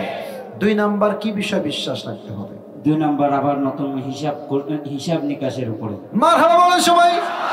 এবার আপনি বুঝে শুনে উত্তর দেন, কেউ বলবেন না, আপনারা কেউ বলবেন না, সেই বলবে। বলেন, হিসাব দিবসে আমলনামা যখন ওজন দেওয়া হবে, বান্দার আমলনামা কততে কত % হলে বান্দা জান্নাত পাবে? বলেন। 100তে 51। আরেকবার বলেন সবাই মারহাবা। বলেন তো প্রিয় ভাই, আল্লাহর হাবিবের হাদিস অনুযায়ী প্রত্যেকটা বান্দাকে কিয়ামতের হিসাব দিবসে প্রথম হিসাব কি বিষয় হবে? নামাজের উপরে, সালাত। আউয়ালু মা ইউহাসাবু বিহিল আবদু ইয়াউমাল কিয়ামাতি আস-সালাহ। প্রথম হিসাবটাই হবে নামাজের হিসাব। ঠিক কি না বলে? এবার বলেন যে ওমর ফারুক তার জীবনের শেষ কথা আমাদেরকে কি বলেছিলেন? বলেন তো সবাইকে। আমি যে ফজরের নামাজ সালাত শুরু করেছিলাম সেটা শেষ হয়েছিল কিনা? আরেকবার বলুন সবাই মারহাবা। আচ্ছা, হিসাব দিবস তো শেষ হয়ে গেল। এবার বলেন তো, হিসাব দিবসের পরে 3 নম্বরে এসে আমাদের মাঝে হাদিস অনুযায়ী, কোরআন অনুযায়ী মোট কয়টা দল হয়ে যাবে? 2টা। আরে ভাই সবাই বলেন মারহাবা। 2টা দল কি কি এবং কারা কারা? ডানপন্থী আর বামপন্থী। ডানপন্থী কারা? ডানপন্থী হচ্ছে জান্নাতীরা, বামপন্থী হচ্ছে জাহান্নামীরা। আরে ভাই একটাও আটকাই নাই, মারহাবা জোরে সোরে বলবেন না সবাই। আমি বলেছিলাম 3 বার, যশোরের ছেলে, আর 3 বার, আমার একবারও লাগবে না। ঠিক কিনা বলেন? মাশাআল্লাহ, দ্যাট ইজ অ্যামেজিংলি অ্যাপ্রিশিয়েটেড যে একবারও সে বাধে নাই। আর মূল বিষয় হচ্ছে প্রিয় ভাইরা, এটা এত তো সহজ না। এত না, আমি বলি আপনারা সবাই পারবেন তা বলছি না। কিছু লোকের কাছে কঠিন কেন? ক্যামেরা আছে, আমি আছি, সবাই আছে, মাইক হাতে নিয়ে সবাই কথা বলতে চাইলেও কিন্তু পারে না। কথা ঠিক আছে কিনা বলেন? তা আমার ভাই পেরেছে, আরো অনেকেই পারতো, যারাই পারতো সবাইকে আল্লাহ তাআলা তৌফিক দান করুক, আর যাদের ব্রেন একটু কম তাদেরকে আল্লাহ ব্রিলিয়ান্ট হওয়ার তৌফিক দান করুক। প্রণামে। আচ্ছা ভাই, শেষ উত্তর দেন একটা। জান্নাতে যাওয়ার সময় কিছু লোক একটা গুণের জন্য বিনা হিসেবে জান্নাত পাবে, সেই গুণটা কি ছিল কেউ বলবেন না? আমার ভাই বলবে। মধ্যবিত্ত। মধ্যবিত্ত, ঠিক আছে, বাট মধ্যবিত্ত থাকা অবস্থায় তারা কি গুণ ধারণ করছে? আরে পেরে গেছে, বলুন সবাই মারহাবা। তো প্রিয় ভাই, আপনার নাম যেন কি? হাফেজ মোহাম্মদ মাহবুব আলম। মাহবুব আলম আমার প্রিয় ভাই হাফেজ হয়েছে। আমি দোয়া করি আমার ভাইয়ের জন্য, আল্লাহ তাকে যুগ শ্রেষ্ঠ আলেম হিসেবে কবুল করুন। সকলে প্রণামে। আল্লাহ তাকে দ্বীন ইসলামের খাদেম হিসেবে কবুল এবং মঞ্জুর করুন। সকলে প্রণামে। আপনার ওস্তাদ বসে আছে, মাশাআল্লাহ। ইনি ওই পাশে, মাশাআল্লাহ মাশাআল্লাহ মাশাআল্লাহ মাশাআল্লাহ। আল্লাহ ওস্তাদকেও কবুল করুন। সকলে প্রণামে। তো টুপিটা তোমাকে আর পড়াচ্ছে না, তুমি টুপিটা নিয়ে নাও না। আচ্ছা ঠিক আছে, আসো আসো আসো। মাশাআল্লাহ, তাকবীর দেন সবাই মিলে, নারায়ে তাকবীর। বসে পড়ো, বসে পড়ো, এখানেই বসে পড়ো, এখানেই বসে পড়ো প্রিয় ভাইয়ারা।